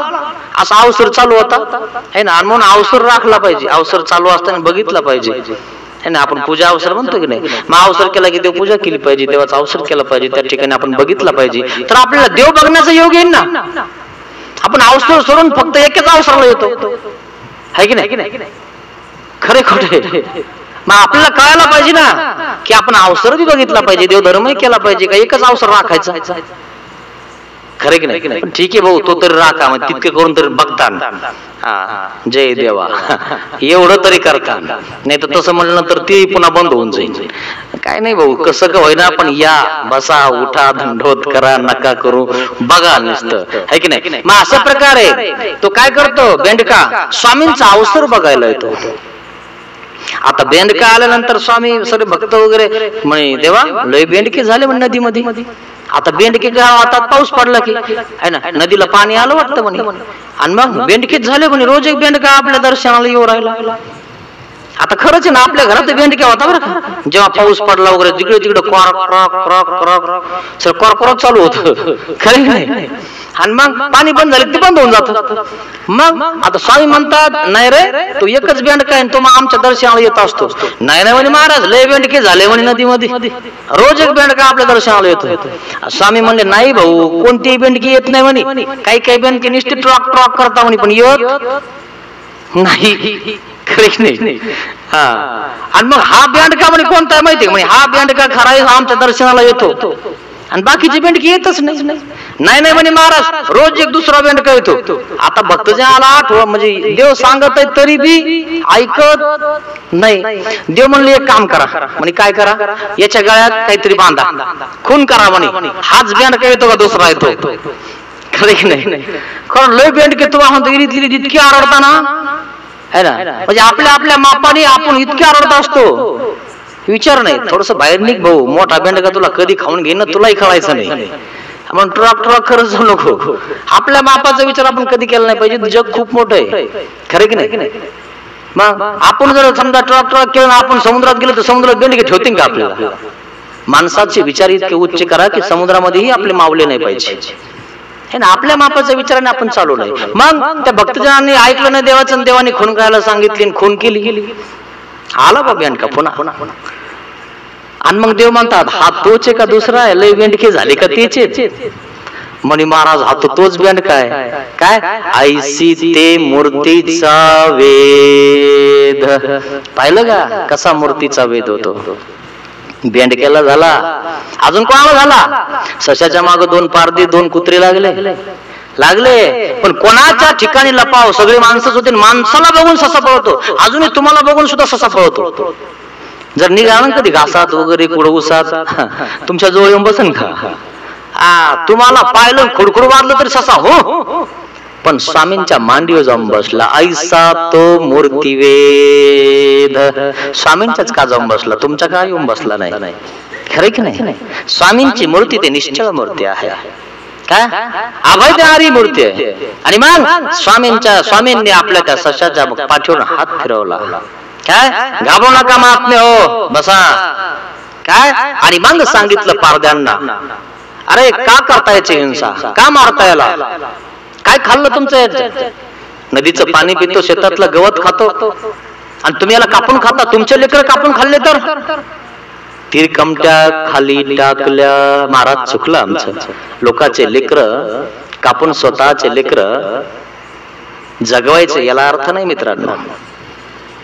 आपलं काही हो, पण इतरांचं चांगलं हो, हा दृष्टिकोन आपला पाहिजे. आणि मग देव काय म्हणतात, हे तशनाल्या काही मरणासे.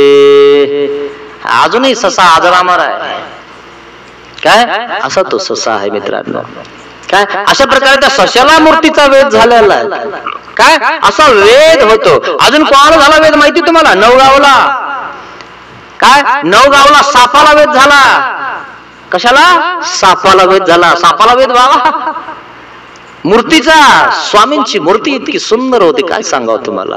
तुम्ही बघितली नाही, मी बघितली नाही, पण वर्णन येतं मूर्ती ज्ञानामध्ये. असं वाटतं ना की कधी स्वामींजवळ जावं, पण हे फेटल्याशिवाय जाता येत नाही मित्रांनो. काय हे फेडावं लागतं सगळं. आणि ते फिटतं कशाने? सेवा दास्यते मोचक. काय झालं माहितीये का? अचानक स्वामींच्या दर्शनाला सगळे भक्तजन आले. भक्तजन बसलेले, अवसर चालू आहे. अवसर चालू असताना अचानक नाग आला. हा नाग स्वामींच्या पुढे भक्तजनांच्या समोर असा येऊन बसला, आणि बसल्यानंतर स्वामींकडेच बघत बसला. काय स्वामींची श्रीमूर्ती अवलोकन करत बसला. भक्तजन एकमेकाला म्हणतात, सापाला पळा. काय खरे खोट आहे?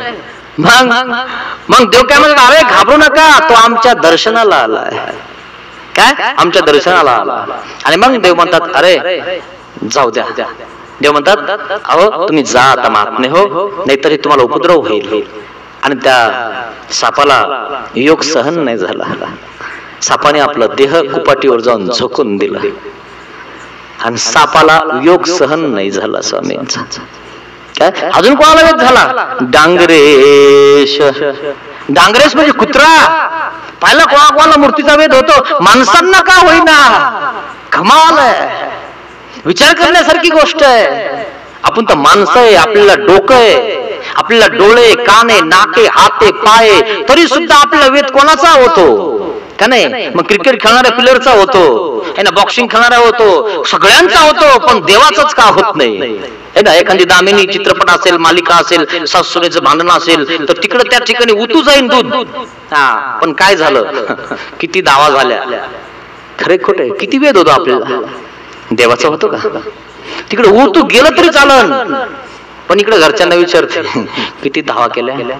उतू गेलं म्हणे, बघ तिकडं उतू आलं म्हणे तुला. खरं की नाही? उतू जाऊच तर सुद्धा हिला म्हणजे ते हे नाही, इतकी आवड त्या टीव्हीची. हे कळायला पाहिजे की आपण कोणाची आवड निर्माण केली पाहिजे. काय अरे सशाला सापाला त्या ठिकाणी देवाचा वेध लागलेला आहे, आपल्याला कधी लागणार? ऐसा तो मूर्ती वेध, असा मूर्तीचा वेध लागला. अजून माहितीये तुम्हाला? सावळेद्वार वरून सर्वज्ञ श्री चक्रधर भगवंत जाळीच्या देवाला येत होते. कोणाला वेध लागला माहितीये का? वाघाला वेध लागला. कशाचा? ऐसी ते मूर्तीचा. स्वामी सर्वज्ञ श्री चक्रधर भगवंत आपल्या भक्तजनांसोबत चालले होते. जात असताना अचानक जंगलातनं साप, अचानक जंगलातनं वाघ आला. वाघ आला, स्वामींची श्रीमूर्ती बघितली आणि स्वामींकडे बघतच राहिला. स्वामींची श्रीमूर्ती बघितली, स्वामींसोबतच चालला. वाघ, विचार करा, वाघ स्वामींसोबत चालतोय. भक्तजन म्हणले वाघ आलाय आणि काय भानगडी आपल्या सोबतच चालतोय, महाराज कसं करायचं? देव म्हणले घाबरू नका, आम्ही आहोत ना, काय घाबरता? काय येत आल्या काही मरणासे, तुम्ही स्वामींसोबत तुम्हाला मरण कशाच आहे? आणि म्हणून स्वामींसोबत जेवढे काही भक्त त्या ठिकाणी राहिले ना, त्यांना अनुभव कसा आलेला आहे? तितका अनुभव कोणालाच नाही आला. आणि मग तो वाघ सोबत चाललेला आहे. देव काय म्हणतात?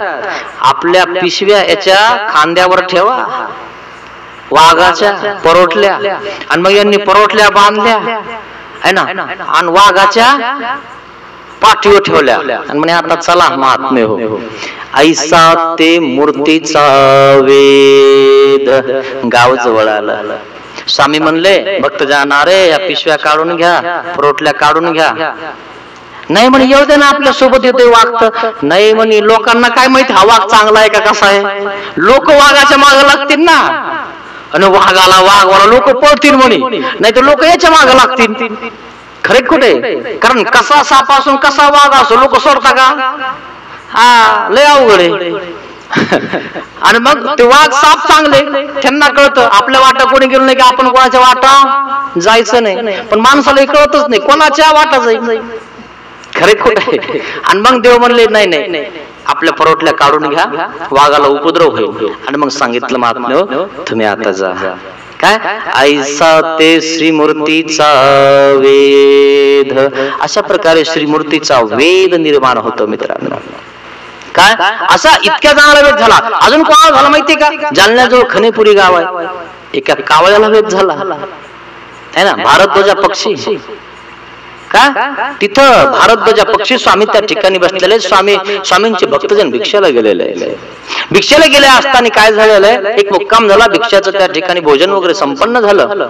आणि मग स्वामींची श्रीमूर्ती अवलोकन करण्यासाठी भारद्वाजा पक्षी आलेला आहे. भारद्वाजा पक्षी म्हणजे लालवट अशा रंगाचे त्याच्याले पखा असतात, आणि आतमधून तो काळा असतो, असा तो भारद्वाजा पक्षी. मग त्या ठिकाणी भारद्वाजा पक्षी स्वामींना बघत आहे. आता स्वामी म्हणतात चला बाई आपल्याला पुढच्या गावाला जायचं आहे. काय पुढच्या गावाला जायचंय? पक्ष्यांना वेद झाला मित्रांनो, पुढच्या गावांना जायचंय. स्वामींची श्रीमूर्ती बघण्यासाठी तो पक्षी स्वामींच्या मागे मागे येतोय. देव म्हणतात पाहिलं, हा पक्षी आमची मूर्ती बघण्यासाठी या झाडावरून त्या झाडावर बसतोय.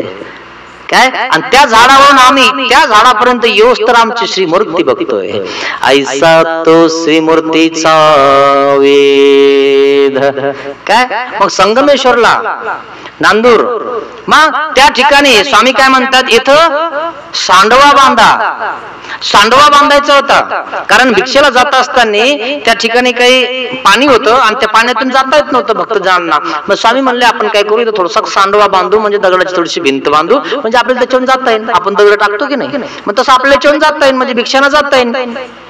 भक्तजन म्हणले ठीक आहे. मग भक्तजन त्या ठिकाणी आपला व्यापार करायला लागले, दगड जमा करायला लागले. स्वामी त्या ठिकाणी दगड लावायला लागले, आणि मग स्वामी त्या भिंतीवरून चालून बघतात, तर त्या पाण्यातले जलचरे स्वामींना बघतात.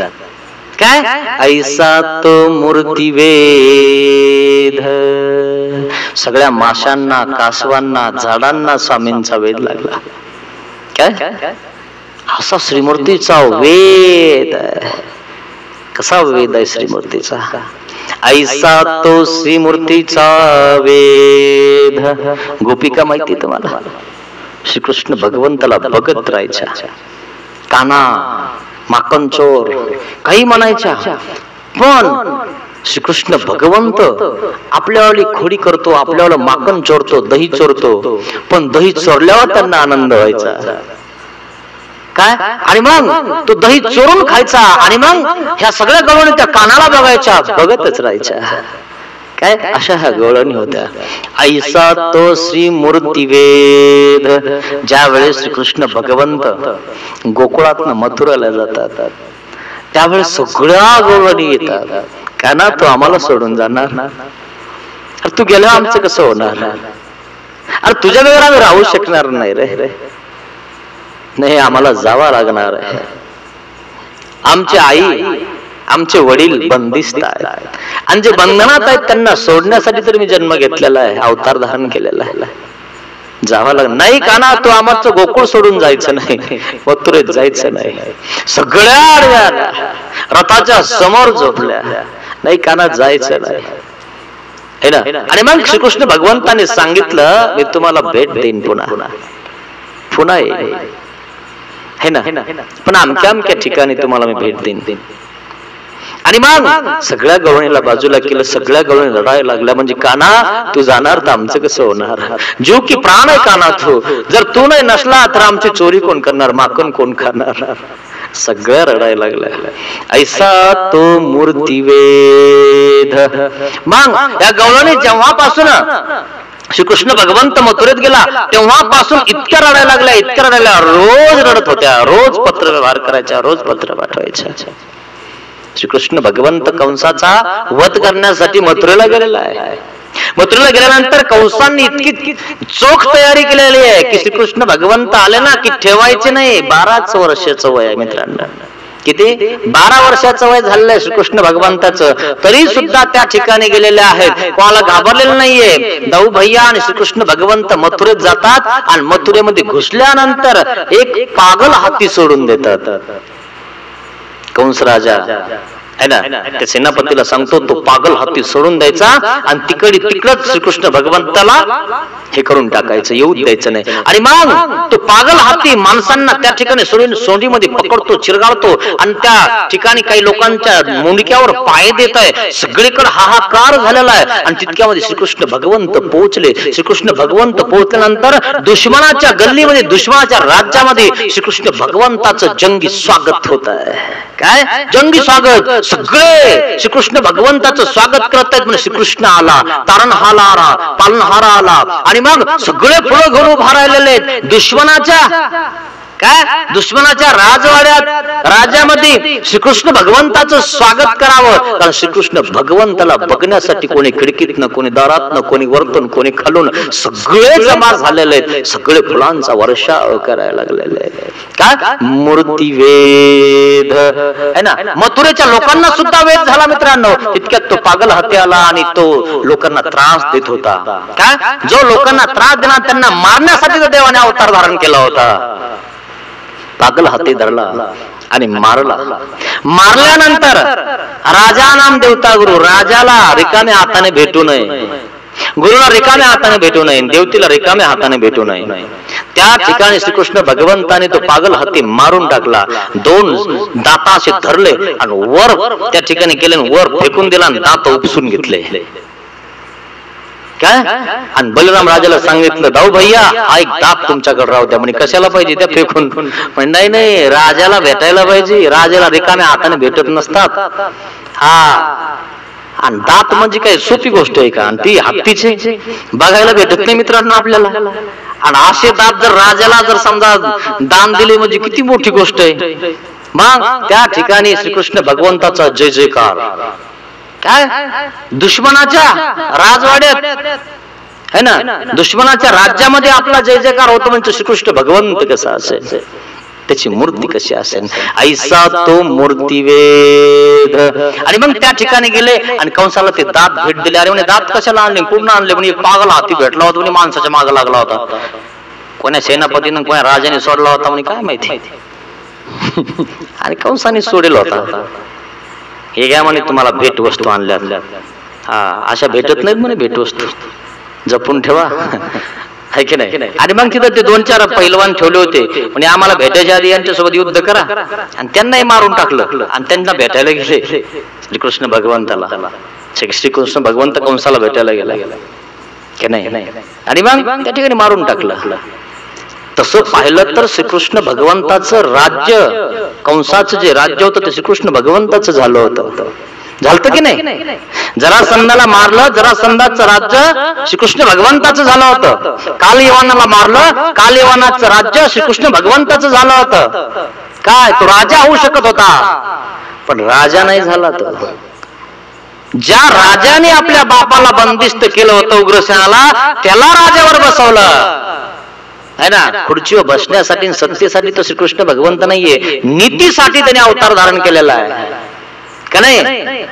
काल यवनाच्या ताब्यामध्ये एवढ्या सगळ्या त्या ह्या होत्या, राण्या होत्या, सगळ्यांना सोडून घेतलं आणि कालयवनाच्या त्याच्या पिता मुलाला राज्य दिलं, जरासंधाच्या मुलाला राज्य दिलं.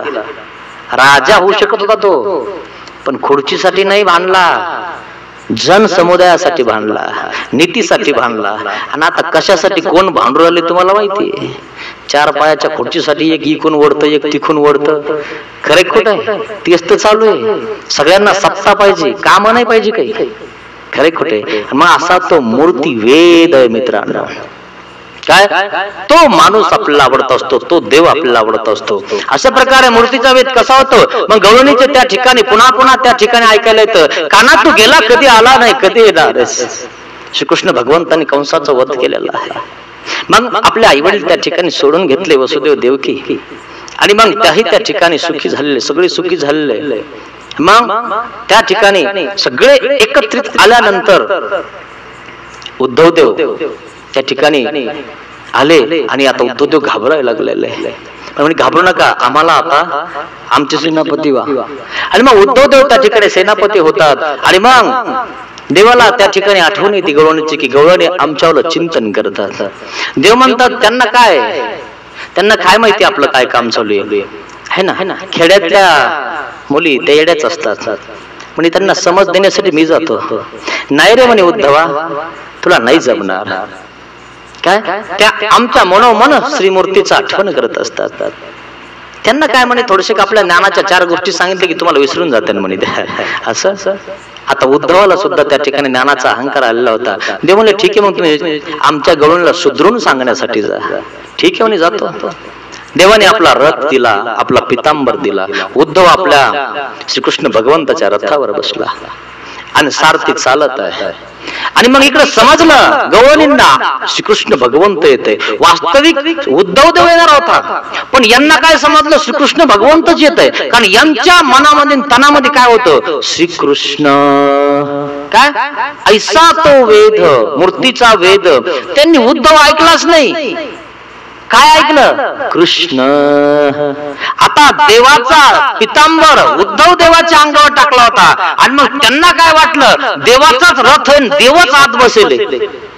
काय? आणि उद्धव देव आत होता रथामध्ये. उद्धव देव आले तुम्हाला सांगतो. आणि गवळणी ज्या ठिकाणी होत्या ना, ज्या ठिकाणी श्रीकृष्ण भगवंत बसलेले होते, त्या ठिकाणी श्रीकृष्ण भगवंताची श्रीमूर्ती अवलोकन करत बसल्या होत्या, झाडांना विटाळ्या देत होत्या. माझा काना कधी येईल. आणि त्यांना सगळ्यांना समजलं की आज आपल्याला भेटण्यासाठी काना येत आहे, कृष्ण येत आहे, रथामध्ये बसून येत आहे. पाहिलं म्हणजे त्याचा पितांबर आहे, तो जो बसलेला रथामध्ये तोच काना आहे, श्रीकृष्ण आहे. सगळ्या गवळणी एकत्रित झाल्या, रथाकडे चढल्या, रथावर चढल्या आणि तो पितांबर फाडून टाकला. म्हणे काना तू माझा, तू माझा, तू माझा. काय? मग त्या ठिकाणी पितांबर फाडून टाकला. मग उद्धवाचे कपडे फाटले. उद्धवाच्या हातामध्ये एक पत्र होतं, तुम्हाला श्रीकृष्ण भगवंतांनी पत्र दिलंय, म्हणजे माझ्या कारणाने आमच्यासाठी पत्र दिलं. सगळ्या गवळणीने त्या ठिकाणी त्या पत्रावर झेप टाकली, तुकडे तुकडे करून टाकले त्या पत्राचे. माझा काना. आणि त्या डोळ्याला लावून पुसायला लागल्या. आता त्यांना वास्तव येत नाही. आणि मग समजलं की हा उद्धव देव आहे, कृष्ण तर आलाच नाही. कारण त्यांच्या तनात मनात श्रीकृष्ण भगवंत होता. ऐसा तो मूर्तिवेद.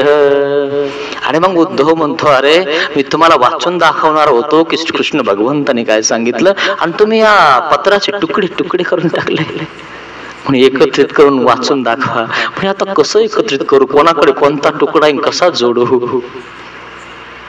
खरे खरे त्या श्रीकृष्ण भगवंताला त्या तुकड्यामध्ये बघत होत्या, पत्रामध्ये बघत होत्या. ऐसा तो मूर्तिवेद. आणि आपल्या आपल्या जागेवर आपल्या आपल्या झाडांना कवटाळी द्यायला त्या गवळणी निघून गेल्या. उद्धव देवाने बघितलं, ह्या फाटक्या पत्रामध्ये त्या श्रीकृष्ण भगवंताला शोधत आहेत आणि त्या झाडाला त्या ठिकाणी कवटाळी देत आहेत. उद्धव देवाने विचार केला, या गवळणीच्या पायाखाली माती सुद्धा मी नाहीये, यांना मी समज देऊ शकत नाही. ज्ञानाला माणूस समज देऊ शकतो. ज्ञान हे डोक्याने काम करतं, प्रेम हे हृदयाने काम करत असतं. आणि ते प्रेम त्या गवळणीकडे होतं. ते हृदयाने श्रीकृष्ण भगवंताला भजत होत्या, हृदयाने बघत होत्या. ऐसा तो मूर्तिवेद. उद्धव देवाने प्रत्येक गवळणीच्या पायाखाली माती घेतली आपला उपरणं काढलं, तिच्यात गथुडं बांधलं आणि उद्धव देवचे तर सगळे हाल झाले होते. आणि मग उद्धव देवाने ती माती घेतली, डोक्यावर ठेवली आणि रथात बसले आणि द्वारकेला परत आले, मथुरेला परत आले. श्रीकृष्ण भगवंत राजवाड्यातून बघितलं, अरे उद्धव देव आले. अरे लगेच देव बाहेर आले आणि सांगितलं, या उद्धव देवा. अरे उद्धव देवा, हे काय झालं? तुमचे कपडे फाटलेले, सगळे मातीमध्ये काय? काय सांगायचं काना तुला? मला असं वाटलं माझं डोकं त्या गवळणी सोबत काम करन, त्यांना मी समजावून सांगन की विसरून जा कानाला, आता राजकीय क्षेत्रामध्ये काना आहे, कृष्ण आहे, त्याला तुम्ही जास्त हे करू नका, त्यात तुला विसरू शकत नाहीत रे काना. आणि काय झालं? अरे बरं, मी पत्र द्यायला गेलो तर पत्र फाडून टाकलं त्यांनी. प्रत्येक जण एक एक तुकडा घेतला आणि तिच्यामध्ये तुला बघत होत्या. इतकी आवडी तुझ्यावर, इतकी आवडी, इतक्या तुला त्या चाहतात. मी त्यांच्या पायाखाली, प्रत्येक जणीच्या पायाखाली माती आणली. काय? मी त्यांच्या मातीची बरोबरी नाही करू शकत. असा उद्धव देवाचा ज्ञानाचा अभिमान त्या ठिकाणी श्रीकृष्ण भगवंतांनी खाली केला. आणि मग देवाला सांगितलं उद्धव देवाने की एकदा त्यांना भेट द्या. देव म्हणले ठीक आहे, काय हरकत नाही. आणि मग परमेश्वर त्यांना एकदा भेट देतात. ऐसा तो मूर्ती वेद. पाहिला मूर्तीचा वेद कसा आहे मित्रांनो. मग आता कोणता? आता मार्ग वेद. कोणत्याही मार्गाची जर स्तुती जर तुम्ही ऐकली ना, तर तुम्हाला वाटतं आपण त्या मार्गात गेलं पाहिजे, ठीक नाही? मग कोणी असो, कोणताही मार्ग, कुठं 1000 लोक आहे, कुठं 500, कुठं 200, कुठं 400, कुठं 2000, कुठं 3000 आहे. मग असे जे आपले मार्ग आहे, त्या मार्गाचं जर तुम्ही जर समजा एखादी स्तुती ऐकली, गुणानुमोदन ऐकलं, की तुम्हाला असं वाटतं की त्या मार्गामध्ये आपण कधी जावं की नाही. असा मार्ग वेध. अशा 4 प्रकारे माणूस मार्गाला लागतो मित्रांनो. काय? 4 प्रकारे. अशा प्रकारे आपण मार्गाला लागलोत मित्रांनो. मार्ग टिकवा मित्रांनो. मार्ग गडबडू देऊ नका, मार्गावरून जाऊ नका. काय? मिश्र भक्ती करू नका, एक निष्ठ भक्ती करा. असा तो परमेश्वर आहे, त्याचं ध्यान करा, मनन करा, चिंतन करा. अशा प्रकारे इतर प्राण्यांना देवाचा वेध लागला ना, आपण तो देवाचे लेकरं आहोत मित्रांनो. आपल्या जो देवाचं नाव आहे, म्हणून आपण देवाला कधी विसरायचं नाही. अशा प्रकारे या ठिकाणी मार्गवेद, नामवेद, मूर्तीवेद, अशा प्रकारे या ठिकाणी मी तुम्हाला 4 प्रकार सांगितलेले आहेत. आता आपल्याला मार्गवेद हे बघितलं, मूर्तीवेद बघितला, स्थानवेद बघितलं, नामवेद बघितलं. आता तुम्हाला नामवेद. नामाने वेद होतो आणि वेद झाल्यावर माणूस सप्त दुर्व्यसन टाकून देतो. काय? ऐसा तो वेद. नागदेवाचार्यांना वेद झाला. नागासारखाच नाग होता तो नागदेवाचार्य. नागातलं सगळं विष या ब्रह्मविद्या तत्वज्ञानाने सर्वज्ञ श्री चक्र भगवंताने उतरून टाकलं. सप्त दुर्व्यसन आचरणारा तो नागदेवाचार्य इतका नम्र झाला, इतका नम्र झाला की स्वामींचा शिष्य होऊन गेला. आणि पुढे जाऊन एवढा नम्र झाला की 500 गुरुकुळाचा मेळा त्या नागदेव आचार्यांजवळ जमा झाला. नाहीतर नागदेव जवळ कोणी जमा होत नव्हतं. आसपासची लोक नागदेवाचं नाव ऐकलं की पळून जात होते. असा तो नागदेव आचार्य महानुभाव पंथाचा आचार्य झाला. कशामुळे झाला? नामवेद. प्रत्येक माणूस सुधारतो मित्रांनो, फक्त त्याला सुधारण्यासाठी व्यवस्थित गुरु भेटला पाहिजे. काय? व्यवस्थित गुरु भेटला की त्याला व्यवस्थित रस्ता दाखवणारा भेटला की तो व्यवस्थित रस्त्याला लागतो. पण गुरु जोपर्यंत भेटत नाही ना, तोपर्यंत आपला मार्ग चुकून जातो मित्रांनो. काय? म्हणून देवाने गीतामध्ये सुद्धा सांगितलंय, अपि चेत्सु दुराचारो भजति माम. कितीही दुराचारू माणूस असला आणि ती दुराचार त्याने सोडून दिला आणि जर आता त्याने श्रीकृष्ण महाराजांची भक्ती केली तर त्याला साधू समजलं पाहिजे. असा हा नागदेवाचार्य उद्या आपल्याला बघायचा आहे. पुढे आपल्याला महिमभट्ट बघायचा आहे. खूप काही आहे मित्रांनो सांगण्यासारखं. कदाचित आपलं या ठिकाणी होईल किंवा नाही, है ना. खूपच फायदे भारी आहेत. 10 फायदे सांगण्यासाठी 10 दिवस लागतात, खरे की नाही. अशा प्रकारे नामवेद. आजपर्यंत आपल्याला नाम ऐकून वेद झाला नसेल तर देवाला क्षमा मागा. महाराज आमचं चुकलेलं आहे, माफी मागा. पतित पावनो दीनदयाळा, दया करी रे स्वामी. अज्ञानाने घडले पातक, मनोन पापिया मी. दया करी रे स्वामी. ज्या मनाने पाप कल्पिले, ते मन तुला दिले मी. दया करी रे स्वामी. ज्या वाचेने जना दुखविले, ती वाचा तुला दिली मी. दया करी रे स्वामी. ज्या देहाने कर्म कराया, दास तुझा मी झालो. पतित पावनो दीनदयाळा, दया करी रे स्वामी. दया करी रे स्वामी. दया करी रे स्वामी. श्री गोपाल कृष्ण महाराज की जय. धन्य